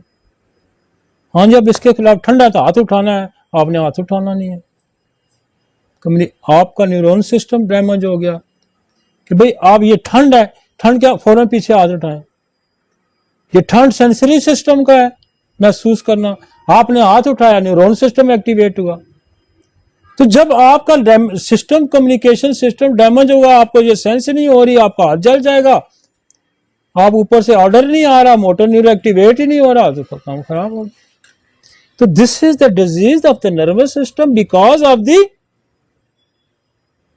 ऑटोइम्यून डिसऑर्डर्स, कि वो activate system not the right direction, बल्कि वो गलत डायरेक्शन में इस्तेमाल होना शुरू हो गया, क्योंकि बहुत सारी चीजें वो फॉरेन बॉडी के साथ मिलती जुलती होती हैं और वो कंफ्यूज होकर अटैक इधर करता है। चलें जी आगे चलते हैं।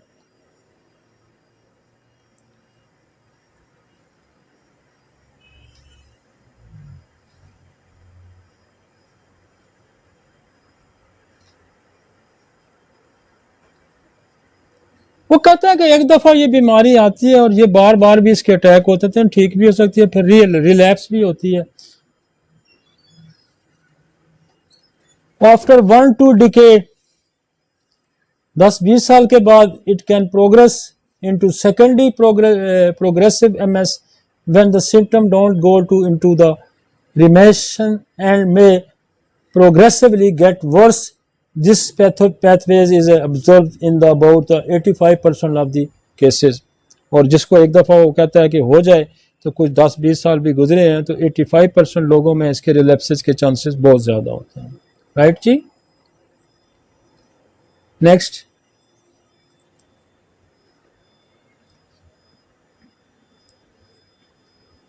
ये एंड द क्लूकन में होम्योपैथिक पॉइंट ऑफ व्यू दे रहा हूँ, मैं तो सारा वैसे डिस्कस कर रहा हूँ, लेकिन एंड द एंड में ये कह रहा हूँ कि the following factors are the main causes of the multiple sclerosis. क्या? वायरस है, बैक्टीरिया है, फंगस है, पैरासाइट है, जेनेटिक डिसऑर्डर, इनहेरिटेड डिजीज है, psychological disorder, depression, anxiety and grief. आगे जी समझ। In the shortcut, what is the autoimmune disease? Autoimmune disease आपका मदाफ़ती निज़ाम किसी चीज़ के खिलाफ जब एक्टिवेट होगा, ट्रिगर होगा, उसने काम करना शुरू कर दिया, और वो काम जब करना शुरू कर दिया, जब उसने बंदूक उठा ली, तो वो बंदूक का फायर दुश्मन को भी मार सकता है और कंफ्यूज होकर अपने बंदों को मार सकता है। आगे समझिए, उसके कॉजेटिव ट्रिगर फैक्टर बहुत सारे हो सकते हैं। आगे चलते हैं जी।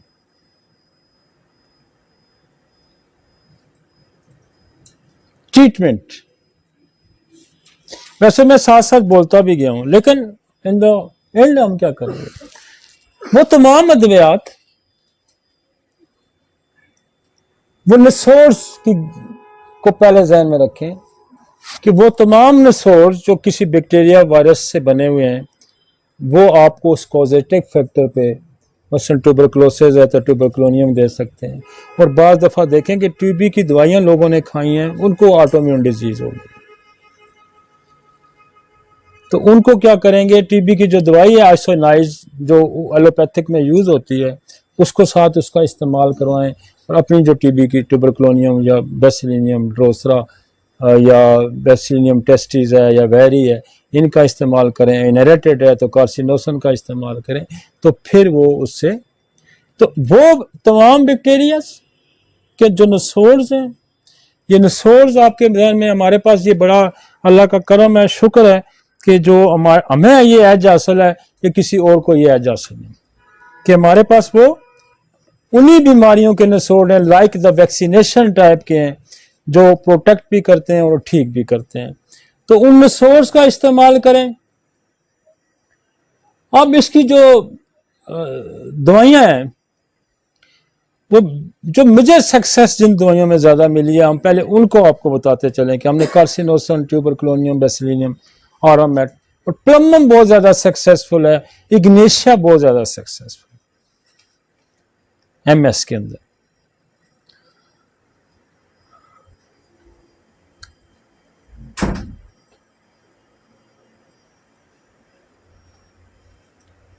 तो दवाइयां जरा हम जनरल आपको डिस्कस कर लेते हैं। मतलब पहली खेप क्या होनी चाहिए कि नसोर्स की होनी चाहिए आपके जहन में। First line of the medicine जो क्या करेगी, जो बीमारी को, ताकत को तोड़ेगी और उस वायरल, उस बैक्टीरिया से निकालने की बॉडी के अंदर सलाहियत पैदा करेगी। फर्स्ट स्ट्राइक तो इसने ये करना है कि उसको स्ट्रेंथ को तोड़ेगी, उसकी पावर को तोड़ेगी। कौन तोड़ेगा? नसोड़ तोड़ेगा। ये जहन में रखें, कौन तोड़ेगा? नसोड़ तोड़ेगा। उसके बाद जो पैरालिटिक की मेडिसिन है हमारी, मतलब हमारे पास जलसीमियम है, हमारे पास कालीफास है, हमारे पास प्लमोमेट है, हमारे पास ओपियम है,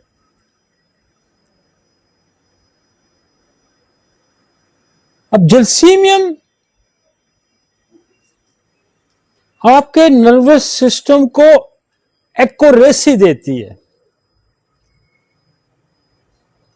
कालीफास आपके नर्वस सिस्टम को एक्यूरेसी देती है, डिफाइन लाइन पे लेके जाती है, सीधी रुख अख्तियार करने की जरूरत पैदा करती है नर्वस सिस्टम के खिलाफ। ये जहन में रखें, जलसीमियम एक ऐसी दवाई है कि जो आपके नर्वस सिस्टम की डायरेक्शन दुरुस्त करती है, वो गलत डायरेक्शन पे फायर नहीं मारने देगा।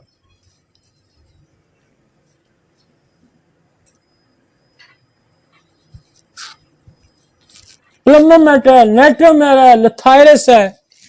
अब लिथायरस को मैंने पहली दफा जब हमने अपने उसमें यूज करना शुरू किया,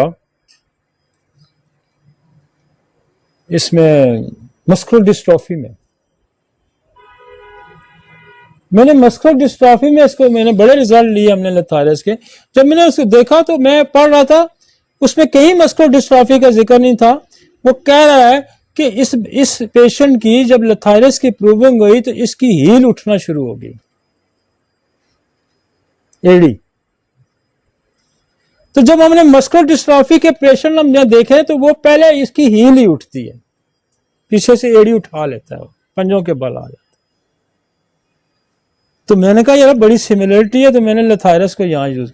अब लोअर एक्सट्रीमिटीज का जो पैरालिसिस है, जो फुट से शुरू होता है, मस्कुलर डिस्ट्रॉफी का पहला काम फुट से शुरू होता है, तो हमने लिथायरस को यूज किया।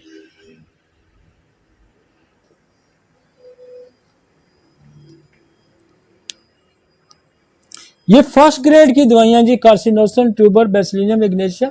वैसे जो नसोर्स मैंने आपको बहुत सारे गिने हैं वो आप जहन में रखें। और उसके बाद देखें आपके पास इग्नेशिया है, डिप्रेशन की बहुत बड़ी दवाई है, ऑरोमेट है, और ये उल्टे काम करता है। इग्नेशिया वाला काम ही उल्टे करता है, और ये कि ऑटोइम्यून भी उल्टा काम है। इग्नेशिया वाले को पानी पिलाएंगे तो वो नहीं निकल सकता, सैलड खिलाएंगे तो निकलेगा। जहां रोना है इसने हंसना है, जहां हंसना है इसने रोना है, उल्टे काम है ना। वो भी ऑटोम्यून उल्टा काम है। भाई उसने आपका डिफेंस करना है तो आपके खिलाफ शुरू हो गया, उल्टा काम।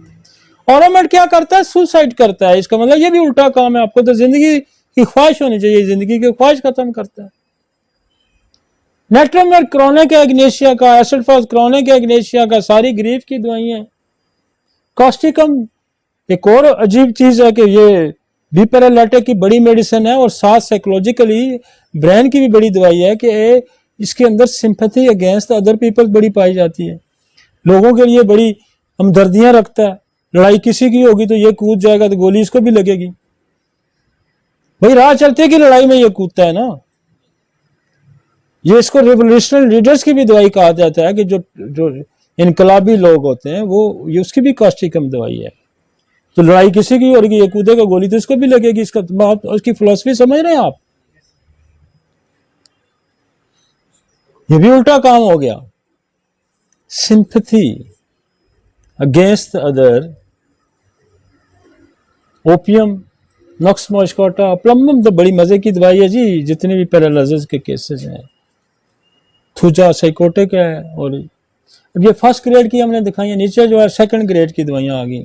गैरिकस है, एलोमिना है, एलोमिना भी पैरालिसिस की है। गैरिकस ऑलरेडी, गैरिकस जो दवाई है ये आपका जो ऑटोनॉमिक सिस्टम है, आपका जो ऑटोनॉमिक सिस्टम है, जो खुदकार निजाम है, इसके अंदर खराबी की सबसे बड़ी दवाई है गैरिकस। इसके अंदर दिस इज द गैरिकस। ये खुदकार निजाम खराब हो गया है तो गैरिकस है। खुदकार निजाम खराब हो गया कास्टिकम है। खुदकार निजाम खराब हो गया जलसीम में। खुदकार निजाम खराब हो गया ओपियम है। खुदकार निजाम हो गया कालीफास है। खुदकार निजाम खराब हो गया। तो ये खुदकार निजाम होना है। ऑक्सीट्रोपस है, माइगेल है। तो खुदकार निजाम खराब हो गया। तो हमने क्या करना है कि नर्वस सिस्टम को, क्या मोटर हाथ काम नहीं कर रहा तो ये मोटर, सेंस नहीं कर रहा तो सेंसरी, ऑटोनॉमिक, खुदकार निजाम खराब हो गया तो ऑटोनॉमिक। हमें ये सारी दवाइयां जो हम यहां दे रहे हैं ये सारी खुदकार निजाम पे काम करने वाली है, मोटर न्यूरॉन्स पे काम करने वाली है, सेंसरी सिस्टम पे काम करने वाली।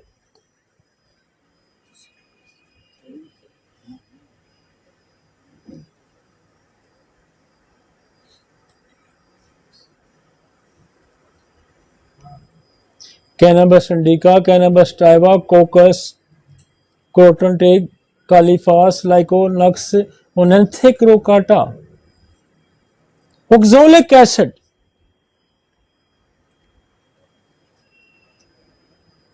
इतनी बड़ी मजे की दवाई है। ये भी डिप्रेशन की भी दवाई है। Think about, when think about the symptom increase, जब आप उस बीमारी की, उस वजह के बारे में सोचेंगे तो अलामात बढ़ जाएंगी, तकलीफात बढ़ जाएंगी। इतनी खूबसूरत दवाई है। क्या एक जुमला ही अगर आप याद रखें कि बीमारी के बारे में सोचने से तकलीफात में इजाफा, तो दैट इज द ऑक्सोलिक एसिड। वो बहुत डीप, बहुत गहरी दवाई है। एसिड पिक्रिक कमजोरी की दवाई है। स्टेफिस एगेरिया मजाजन बहुत बड़ी दवाई है। स्टिकनियम, टेरेंटोला। अब टेरेंटोला हम आप कहां जाके पढ़ेंगे? ऑटोम्यून डिजीज भी जो है हम जब आप पढ़ेंगे, मेरा एक रह गया टॉपिक ब्रेन का ऑटोम्यून डिजीज, क्योंकि टॉपिक बड़े लंबे हैं, मजे के हैं, तो हम उसको लहदा करते हैं।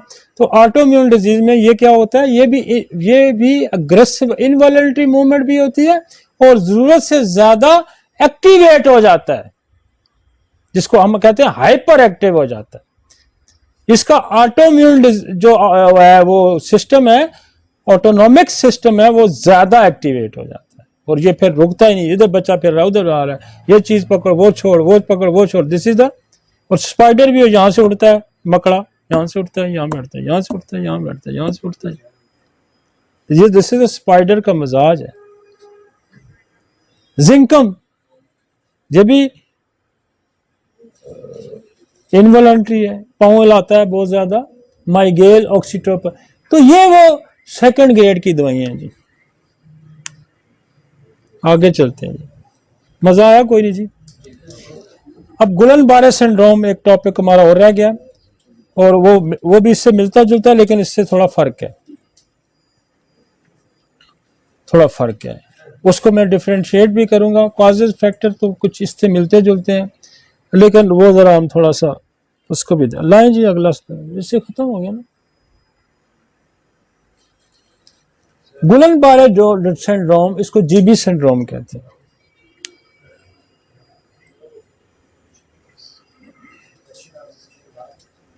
ये भी ऑटोइम्यून डिजीज है, ये भी नर्वस सिस्टम की डिजीज है, ये ध्यान में रखें।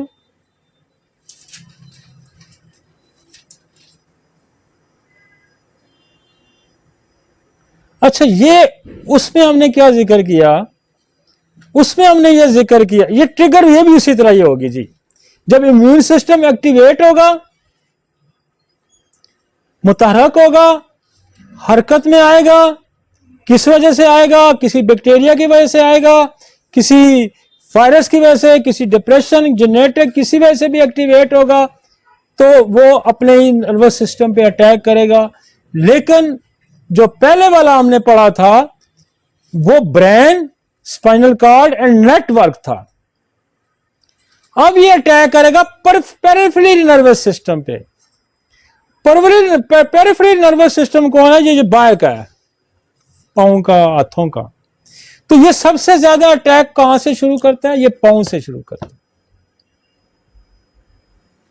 पांव के जो नर्वस हैं सिस्टम है ना, जिसने उस पर अटैक करना है। लोअर एक्सट्रीमिटीज का पैरालाइसिस करेगा, और फिर वो बढ़ता बढ़ता ऊपर आएगा। पांव से स्टार्ट होगा और फिर बढ़ता बढ़ता ऊपर आएगा। Peripheral nervous system, this lead to weakness, numbness and tingling, can eventually result in paralysis. पैसे क्या होगा? वो कहेगा जी मेरे पाँव की उंगलियां सुन्न होना शुरू हो गई जी डॉक्टर साहब, इसमें टिंगलिंग होती है जी, इसमें कोई दर्द शर्द शुरू हो गया जी, और वीकनेस हो रही है जी। ये स्टार्ट सिम्टम आके देगा। कहाँ से शुरू होगा? नीचे से जी, टांगों में ये मसला शुरू होगा। और ये कंप्लेन आपको एक और मरीज भी आके करेगा, डायबिटिक न्यूरोपैथी, वो भी आके यही कम हो, सर जी पाँव मेरे सुन्न हो रहे हैं। ये आम आपको एक और मरीज भी आके करेगा जिसका एचपी लेवल कम हो जाएगा। वो भी आपको क्या है, जिसको 5 आ गया, 6 आ गया, 7 8 आ गया, वो आपको क्या कहे, वो सर जी क्या मैं तो थकावट बड़ी हो जाती, बस हाथ पांव सुन्न होने शुरू। विटामिन बी कम्प्लेक्स की डेफिशिएंसी जिसको हो जाएगी, वो भी आपको कंप्लेन ये करेगा, यार मेरे तो हाथ पांव सुन्न हो रहे हैं, थकावट बहुत जल्दी हो जाती है। आप टेस्ट करें, विटामिन उसका कम होगा। और विटामिन क्या करता है? वो आपका हीमोग्लोबिन भी बढ़ाता है। Vitamin be increase the haemoglobin. तो फिर क्या होता है? उसे विटामिन बी कम्प्लेक्स के B12 के टीके लगाए जाते हैं, ठीक है। तो उसके लिए भी आपके पास मेडिसिन होती हैं जो विटामिन जिसको इंक्रीज करेगा। उसके लिए देखें, हमारे पास लेसिथिन है, हमारे पास वेनेडियम है, हमारे पास चाइना है, हमारे पास कैलकेरिया फॉस है, हमारे पास एसिड फॉस है, हमारे पास इरिडियम है। ये हमारे पास बड़ी दवाइयां हैं भाई उसके लिए। हमारे पास मैंगेनम है।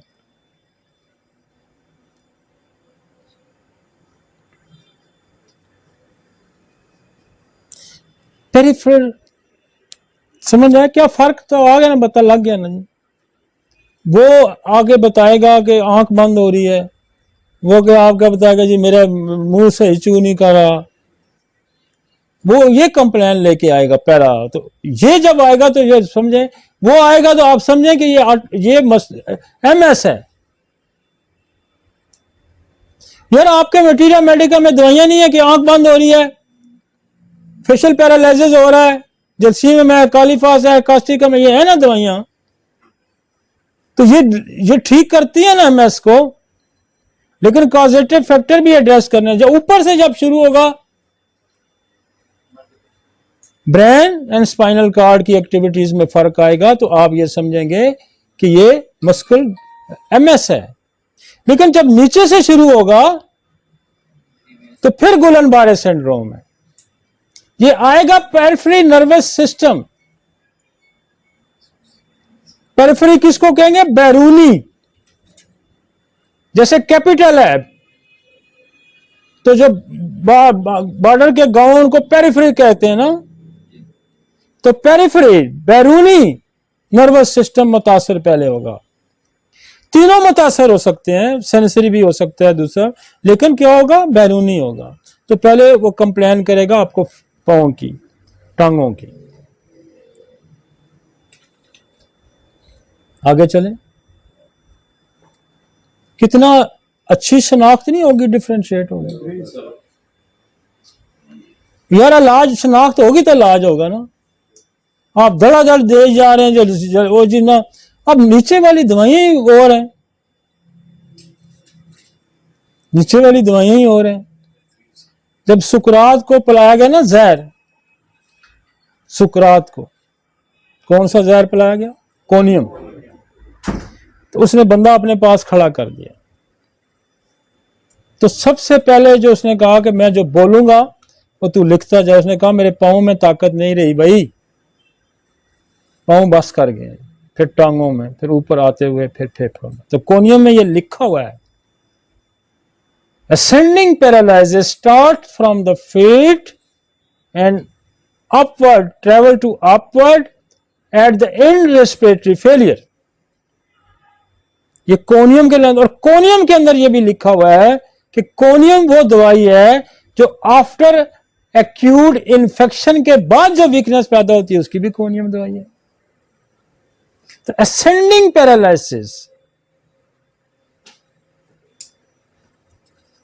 असेंडिंग पैरालिसिस, क्या खूब साइंस है यार। जितनी दवाई हमारे पास है उनके पास क्या, वो कहते हैं जिसको इम्यून सिस्टम को ही सप्रेस कर दें,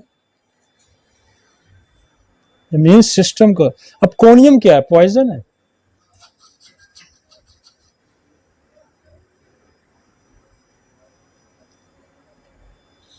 अच्छा, इसमें वो ये कहता है कि दो चीजों बहुत कॉमन देखी गई हैं कि एक तो गैस्ट्रोइंटेस्टाइनल इन्फेक्शन जिन लोगों को होता है ना, तो जब इम्यून सिस्टम उसके खिलाफ एक्टिवेट होता है तो फिर ये अपने सिस्टम के खिलाफ ही हो जाता है।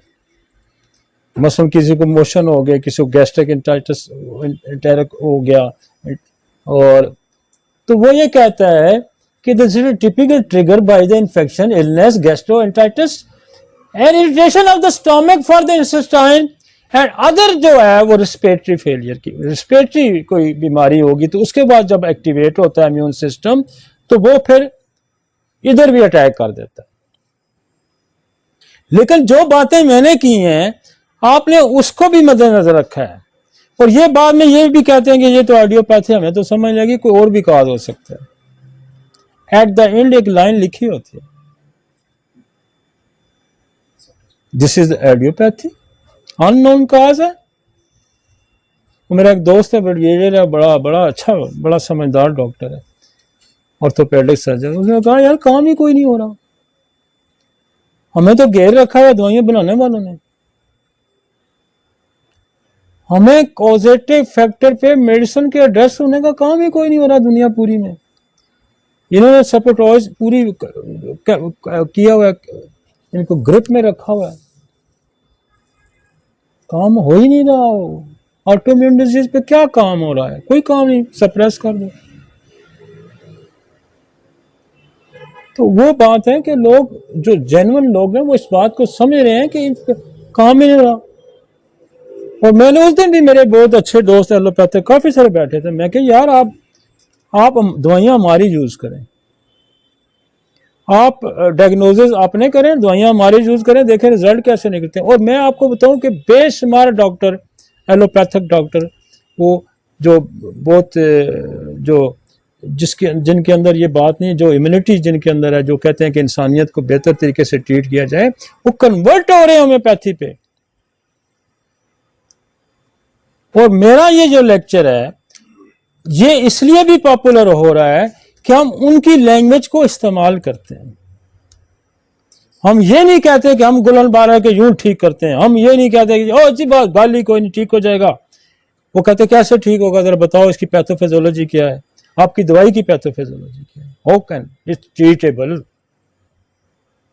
तब जब आप उसको ये कहेंगे, मैं समझता हूँ कि what is the Guillain Barre, what is the multiple sclerosis, what is the autism, what is the जो है celiac disease, what is the ulcerative colitis, what is the psoriasis, what is the cause of psoriasis, autoimmune. जब autoimmunes को आप समझते हैं, और autoimmune को समझने के लिए पहले नर्वस सिस्टम को आप समझें, फिर ऑटोइम्यून को समझें, फिर उसका एक्टिवेट होना और फिर गलत जगह पे जाके लगना, आप इसको समझेंगे। आसान तो है यार, कोई इतना मुश्किल तो नहीं है, लेकिन समझने की जरूरत है। हम इन द शॉर्टकट समझाने की ये कोशिश करें कि हम दस्तरस रखते हैं, और दस्तरस हम तब रखेंगे हम बात को समझेंगे।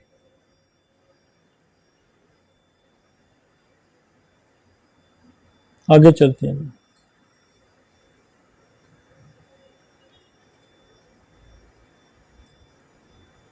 वो क्या कहते हैं, इंट्रावीनस हीमोग्लोबिन देते हैं और प्लाज्मा एक्सचेंज करते हैं। मैंने पहले आपको दिखाया, मेरे पास एक डॉक्टर साहब आए, काफी पुरानी बात है, 7-8 साल पहले, बहुत अच्छा उनका क्लिनिक चलता था। उनको गुलनबारे सिंड्रोम हो गया, वो 1-2 महीने से बेड पे थे। विद इन अ वीक बंदा ठीक हुआ और क्लिनिक चला गया, विद इन अ वीक। वो एलोपैथिक डॉक्टर थे, कहते no cure in the our system कि मेरा गुलनबारे ठीक हो, लेकिन मेरे विद इन अ वीक उस बंदे ने जो है उठा और चला गया। उसको मैंने नक्स दी और उसको मैंने जल्शियम दी, औरोमेट दी, और जल्शियम से ही वो ठीक हो गया, और आज तक वो ठीक है, और एजेड आदमी था। तो गुलनबारे सिंड्रोम उधर क्या होता है, थेरापी से नीडेड है, 25 patient require the artificial ventilation. अब ये वेंटिलेशन पे चले जाते हैं।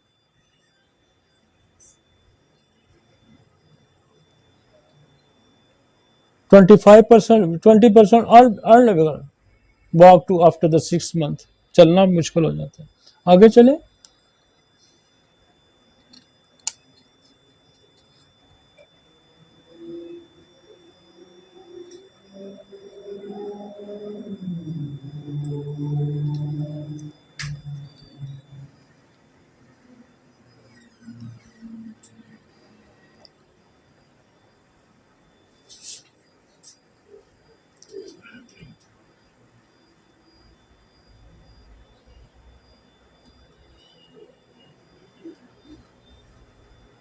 ये देखें, इसने ये लेफ्ट साइड पे जरा इसको लिखा है उसने कि मोस्ट केसेस,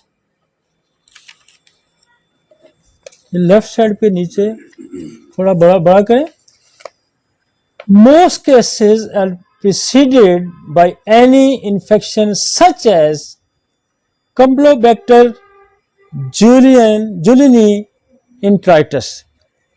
ये एक जरासीम का नाम है जो आंतों पे इन्फेक्शन करता है, और इसकी शक्ल जो है, आप पूरी पिक्चर लें, पूरी पिक्चर है,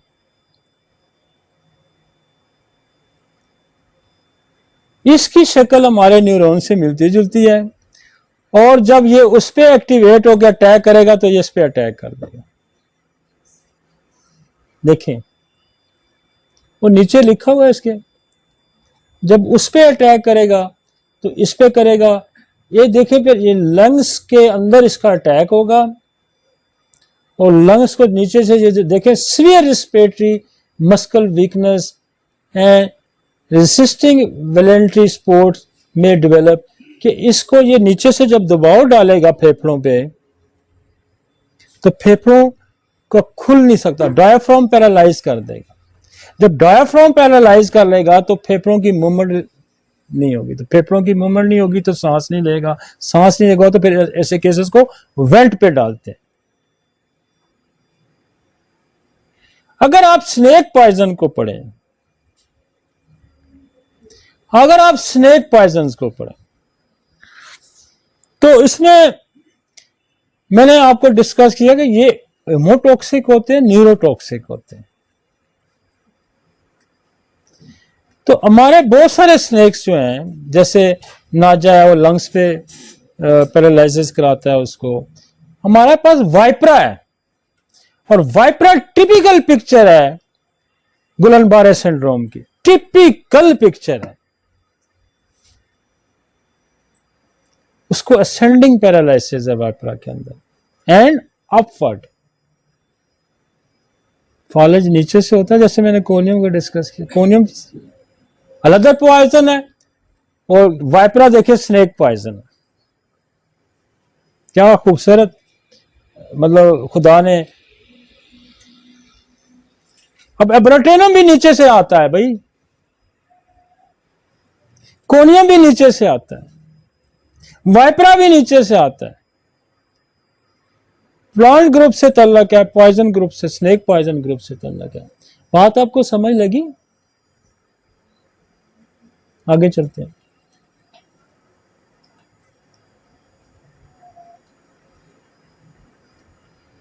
अब देखें ये लेफ्ट साइड पे हमारा वो पड़ा हुआ है न्यूरॉन, देखा है आपने? वो सेल बॉडी है नीचे दरमियान में, और ये जो पिंक कलर की है ना, ये उसके ऊपर जो है ना वो मेरी माइलिन शीट है। ये 3 डब्बे जो सेंटर में बने हुए हैं, ठीक है। और उससे मिलता जुलता ये इधर देखें, एक पैथोजन है, ये राइट साइड पे, ये राइट साइड पे देखा है, ये पैथोजन है। इसके देखे ना वो सीधा अंडर डॉट्स हैं, ये सारा ये मिलते जुलते हैं दोनों। अब ये फॉरेन बॉडी है और हमारा वो सेल का स्ट्रक्चर है। वो अब बड़ी करें बड़ी करें, मजा आया है इसको देखें ना, ये वो ये है, ये उससे मिलता जुलता है। ऊपर करें जरा इसको, थोड़ा सा खोलो। अब जब वो उस पर अटैक करेगा ना, उठा के इस पे भी अटैक करेगा, उठा के इस पे भी अटैक करेगा।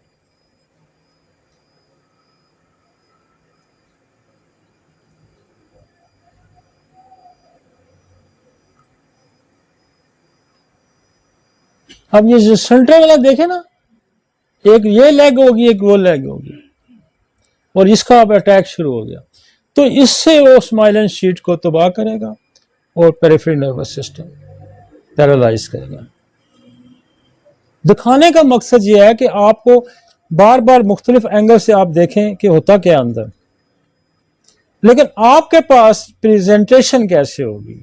आपके पास प्रेजेंटेशन ये होगी कि हाँ, आपके पास प्रेजेंटेशन ये होगी। अब ये डैमेज कर दिया ना उसने अटैक करके, वो पहले डब्बे पूरे सॉलिड थे, अब उसने उड़ा के रख दिए, अटैक करके सेल को मार दिया, खा गया सेल को।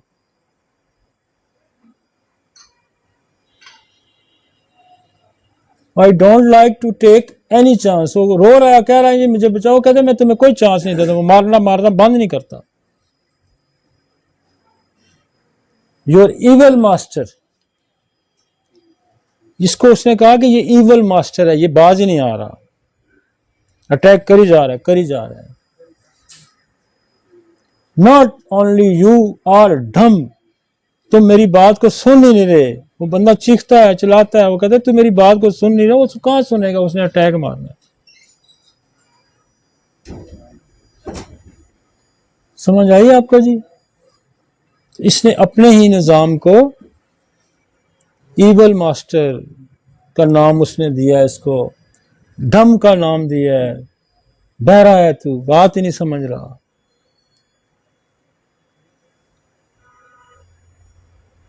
चलें जी आगे, आगे चलें जी। वेरियस पैटर्न है, वो नीचे से बीमारी ऊपर जा रही है। पर जो मैंने आपको समझाया कि ये मुख्तलिफ उन्होंने तस्वीरें दी हुई हैं कि स्टार नीचे फिर फैलते फैलते ऊपर चला जाएगा। देखें ना,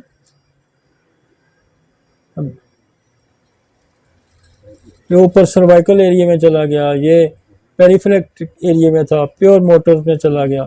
तो ये सारा उसने मुख्तलिफ स्टेजेस दिखाई हैं। आगे चलें जी।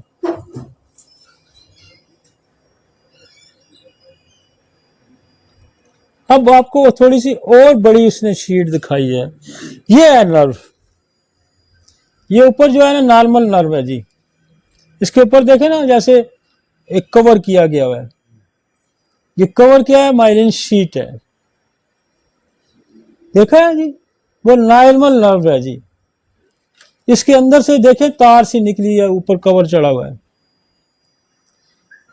अब जब ये अटैक होगा तो क्या ये तोड़ फोड़ के रख दिया इसने, एंटीबॉडी ने मार मार के स्ट्राइक करके ना ये फाड़ दिया इसने, डैमेज कर दिया, और नीचे से नर्व वो पीछे देखें एक्सपोज हो रही है। ये दोनों में यही पैटर्न चलेगा, ये ध्यान में रखें कि अंदर मैकेनिज्म यही होगा, उसमें एमएस में भी और गुलन-बारे सिंड्रोम में भी ये डैमेज होती है नर्व्स। ठीक है जी, आगे चलें जी।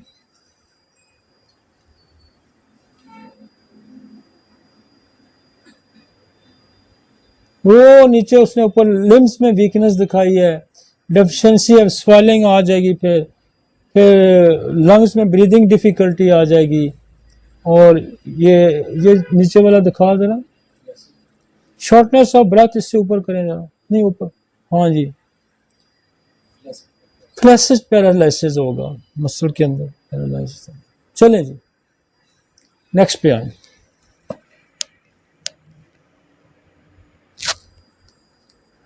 ये जो ब्रीदिंग डिफिकल्टी बता रहा है कैसे होती है, वेंटिलेटर लग गया है, ठीक हो गया जी। तो वेंटिलेटर सपोर्ट भी इसको बहुत दफ़ा लग जाती है। आगे चलें जी।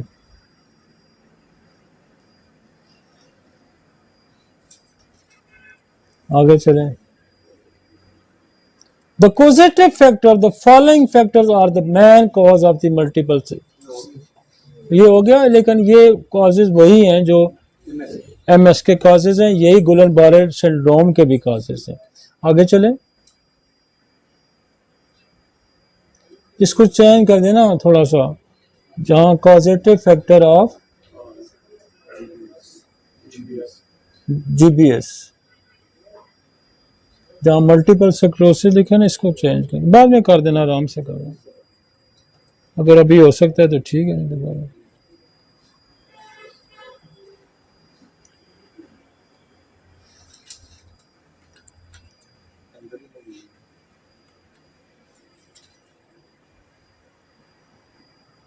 मतलब कॉजेस तकरीबन वही होते हैं, असल में अटैक कहाँ हो रहा है, वो ऊपर कर रहा है या नीचे कर रहा है। मसला ये है कि इम्यून सिस्टम एक्टिवेट हो गया, और वो एक्टिवेट किस वजह से हुआ, कोई फॉरेन पैथोजेंस हो सकता है, कोई फॉरेन बॉडी हो सकता है, कोई वायरस हो सकता है, किसी की वजह से एक्टिवेट हुआ, और वो एक्टिवेट होना उसने एग्जैक्ट टारगेट नहीं करा, बल्कि उसको टारगेट करके तो किसी और चीज़ को भी मारा है। लाएं जी, मेरे ख्याल में हमने जितना बेहतर तरीके से मैं समझ पाया था, मैंने आपको कोशिश की उसी तरीके से समझाने की, और बड़ा कोर्स को एड्रेस जरूर करें कि इन्फेक्शियस का। अब देखें ना, इम्यून सिस्टम किसके खिलाफ एक्टिवेट होगा, अगर इम्यून सिस्टम एक्टिवेट नहीं होगा तो ऑटोइम्यून डिजीज पैदा नहीं होगी। जिसके खिलाफ एक्टिवेट हुआ, फिर उसने उसको भी मारा और फिर अपने बंदों को भी मारा, अपने सेल को भी डिस्ट्रॉय करना शुरू कर दिया। ट्रीटमेंट क्या है जी, कार्सिनोसन है, ट्यूबर है, जर्सीमियम है, इग्नीशियम है, कोलियम है, काली कार्ब है। अब ये देखें, paraplegia of the lower extended, तो अब कोनियम में बड़ा आप बोरक पढ़ें तो उसमें लिखा हुआ ये असेंडिंग पैरालाइज है, नीचे का पैरालाइज।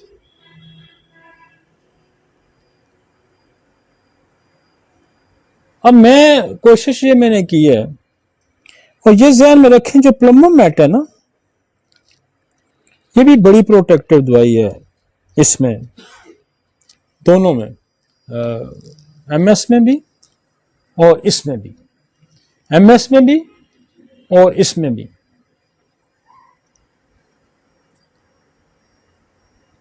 अब वाइपरा का देखें, बड़ा खूबसूरत वाइपरा है कि इसके अंदर भी paraplegia of lower extremity extending to upward, यही गुलन-बारे सिंड्रोम है। टिपिकल पिक्चर है गुलन-बारे सिंड्रोम की वाइपरा। और जलसीमियम के बारे में मैं एक आपको बात बताऊं, मैंने स्ट्रोक में भी बताया था, जो हमने इमरजेंसी की थी head to toe brain stroke के अंदर, हेमरेज के अंदर, तो मैंने कहा था जलसीमियम के अंदर एक क्वालिटी है, जलसीमियम आपको रेस्क्यू करती है और आपके पूरी नर्वस सिस्टम को इतनी स्ट्रेंथ प्रोवाइड करती है कि आप रेस्क्यू करके उस क्राइसिस से निकल जाते हैं। ये ज़हन में रखें। दो उसकी फिलोसफी है जलसीमियम की, उसकी फिलोसफी ये है कि आप पूरी विटेलिटी को इनहांस कराती है, आपकी पूरी वाइटल फोर्स को इनहांस कराती है और आप जोर लगाती है बॉडी का, नर्वस सिस्टम का, ब्रेन का, वाइटल फोर्स का, उस क्राइसिस से निकाल फेंकती है। मैंने क्लॉट उससे रिमूव होते हुए देखे हैं, मैंने फॉलोज मिनटों 10-5 मिनट के अंदर से ठीक होते देखे। तो वो क्वालिटी रखती है जलसीमियम कि वो आपको क्राइसिस से फौरन निकालती है, वो इतनी स्ट्रेंथ पैदा कर देती है। हालांकि उसके अंदर ये बात लिखी नहीं है ये क्लॉट को डिसॉल्व करने की रखती है, मतलब उसकी पैथोफिजियोलॉजी में ये नहीं लिखी, लेकिन क्लिनिकल प्रूविंग में मैंने देखा जब हमें जलसीमियम दी है तो उसने क्या किया, उसने इतना अनाउंस किया नर्वस सिस्टम को, जोर लगा के उसने क्लॉट वहां से रिमूव कर दिया, वो बंदा उठ के बैठ गया। देखें स्ट्रोक की वह वजह है, ब्रेन में अंदर क्लॉट हो गया या हेमरेज हो गया तो स्ट्रोक हो जाता है ना, तो हेमरेज भी रिमूव करेगा। बॉडी के वो छुपे हुए एलिमेंट्स जो वीक हो गए थे, जो दब गए थे, जो कमजोर हो गए थे, जो बॉडी को डिफेंस नहीं कर पा रहे, वो डिफेंस मैकेनिज्म सारा जलसीमियम ने उठाया, उसकी क्लैरिटी दी और उससे वर्क करवाया। This is the जलसीमियम। तो तमाम वो केसेस जो इस किस्म की कैफियत के, जो बॉडी को मफलूज करने वाले केसेस हैं, उनमें जलसीमियम का बहुत बड़ा रोल है। वो रेस्क्यू रेमेडी है, रेस्क्यू रेमेडी। बात समझने कि व्हाट इज द जलसीमियम। जलसीमियम आपकी इम्यूनिटी को, आपकी वाइटल फोर्स को, आपकी नर्वस सिस्टम को, आपके मसल्स को, आपकी वीकनेस को एकदम पावर देती है और आप जैसे ना बंदा फंसा हुआ है किसी बवर में, मुश्किल में, तो जोर लगा के वो निकाल देती है बंदे। This is the जलसीमियम। और उसको अगर जोर लगने में कोई मसला पेश आ रहा हो या वो कुछ फिर जोर लगा रहे तो ऑरोमेट उसको सपोर्ट करेगी, ऑरोमेट उसको, इग्नेशिया उसको सपोर्ट करेगी। ये सारी उसकी सपोर्टिंग मेडिसिन है। और गुलन-बारे हो या एमएस हो, इन दोनों में आप जलसीमियम को इस्तेमाल करें और बेदरेक करें, आपको क्राइसिस से निकालेगी। दुरुस्त डायरेक्शन। बंदे को सारा सबक आता होता है तो स्टेज पे बोल नहीं सकता, दिस इज द जलसीमियम। बंदे को सारा कुछ आता होता है तो वाइवा क्लियर नहीं करता, दिस इज द जलसीमियम। ऐसा ही है ना, आता उसको होता है, जब एग्जामिनर पूछता है तो वो फिर कंफ्यूज हो जाता है, अटेम्प्ट नहीं कर पाता। जलसीमियम अटेम्प्ट करवाती। इसकी फिलॉसफी समझ आई आपको। ये बहादुर बनाती है, ये दुरुस्त डायरेक्शन में ले जाती है, सही अटेम्प्ट करवाती है। This is the जलसीमियम। फिर आपके पास और टूल्स भी हैं। खुदा ने एक चीज को तो इख्तियार नहीं रखा, एक जलसीमियम है तो और कोई बात नहीं है। उसने तो वाइपरा भी पैदा किया हुआ है, उसने तो कोनियम भी पैदा की हुई है, उसने तो कास्टिकम भी पैदा किया है, कालीफास, ओपियम, कैमोमेट, कितनी अल्टरनेटिव। वो कहता है तलाश कर, तलाश कर ना, ढूंढने वाले को दुनिया नहीं देता है ना, तलाश कर। जो लोग तलाश नहीं करते। तो चीजों को समझे, चीजों को आप अगर समझते हैं तो फिर you can treat MS, you can treat all autoimmune disease। हम हर डिजीज पे जाएंगे, हर डिजीज के काजेज डिस्कस करेंगे, और मेरी ये जो सीरीज है ऑटोइम्यून डिजीज की, ये इंशाल्लाह सक्सेस होगी, और सक्सेस होगी लोगों को फायदा होगा, इससे मरीज ठीक होंगे और होम्योपैथी सिस्टम का अपराइट होगा, इसका हाथ ऊंचा होगा कि ये वो सिस्टम है जो इसको ठीक करने की सलाहियत रखता है, और कोई कमी नहीं खुदा ने छोड़ी सिस्टम में, अगर आप इसको समझते तो। जो इस वक्त तक प्रूव्ड दवाइयां, उसमें कोई कमी नहीं है, बल्कि इसमें और भी काम किया जा सकता है। मैंने तो कहा ना, एक ड्रग्स के लिए मैंने आपको कितने मेथड बता दिए, नक्स से करें, पल्स से करें, एलो से करें, सल्फर से करें। अब वो खा के आई हुई है कि हार्मोन्स थेरापी लेके आई हो तो सिपिया दें, नहीं यार फर्क, उसी थेरापी को ही पोटेंटाइज करें तो वो खिलाएं उसको। मतलब आपके पास तो मल्टी डायमेंशनल अप्रोच है, अगर आपको उस बात की समझ आए तो। मैं तो बेशुमार मेरे पास लोग आते हैं, और जी मैं फलां दवाई खा के मुझे ये हुआ, मैंने कहा यार ले आओ दवाई हुई। मैं अपने लड़कों को कहता हूँ यार इसको 3-4 दफा 5 दफा डाइल्यूट करके खिलाओ इसको दोबारा, वही में बना के दे देते हैं, उसी ठीक हो जाते हैं। तो ये आप वही अप्रोच है, लेकिन चूंकि जो लोअर एक्सट्रीमिटी से बड़ी दवाइयां रेपर्टरी के अंदर लिखी हुई हैं, वो है ट्यूबर है, आर्सेनिक है, इग्नेशिया, कोनियम कालीकार्ब है, एसिड पिक्रिक है, एसिड एक्सोलिक है, थेलियम। अब थेलियम भी नर्वस सिस्टम की थेलियम जो माइलिन उतर जाती है, जैसे ट्राइजेमिनल न्यूरोलॉजी है, थेलियम कमाल की दवाई है। हाइपेरिकम, मैगफॉस, थ्रीडियन, असारम, ये सारी नर्वस सिस्टम की जो सेंसिटिविटी है, सेंसिटिविटी आ गई तो इसका मतलब है माइलिन शीट कमजोर होगी या उतर होगी, तब नर्व्स की सेंसिटिविटी आ गई। वो कानों के अंदर असारम वाला जरा सी आवाज बर्दाश्त नहीं करता, थ्रीडियन वाला जरा सी आवाज बर्दाश्त नहीं करता,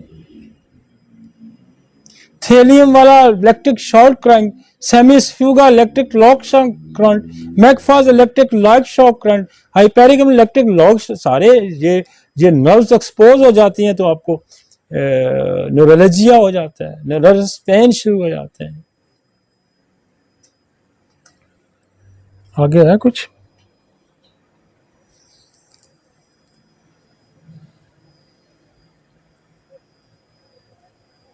मैं कंक्लूड करता हूं इसको। 2 सिस्टम आज हमने 2 डिजीजेस को पढ़ा, MS को पढ़ा और गुलन बैले को पढ़ा, और दोनों को हमने आपस में डिफरेंशिएट किया। वो ब्रेन और अपनी स्पाइनल कार्ड एंड नर्व्स जो हमारा नेटवर्क है, उसकी डिजीज कौन सी है, वो है MS। MS क्यों होगा? किसी भी बीमारी के खिलाफ, किसी भी फॉरेन एजेंट के खिलाफ, किसी भी इन्फेक्शन में आपका इम्यून सिस्टम एक्टिवेट होगा, और एक्टिवेशन के सिलसिले में क्या होगा, दुश्मन पे हमलावर होगा, फॉरेन बॉडी के खिलाफ, पैथोजेंस के खिलाफ हमलावर होगा, तो साथ ही उससे मिलते जुलते अपने सेल को डैमेज करेगा। This is the MS। और ये ब्रेन के अंदर लियन हो सकते हैं, सेक्लोसिस हो सकता है, स्पाइनल कार्ड के अंदर हो सकता है, और आपके नेटवर्क के अंदर। गुलन बारे क्या करेगा, वो भी इसी तरह ट्रिगर होता है, लेकिन वो आपके पेरिफेरल नर्वस सिस्टम पे अटैक करेगा, और वो आपको पांव से उसका पैरालिसिस फॉलो शुरू हो जाएगा। और दवाइयां मैंने सारी डिस्कस कर दी, और मैकेनिज्म आपको समझा दिया, दोनों को हमने डिफरेंशिएट कर लिया। और बाकी अल्लाह आपका हामी और मेरा भी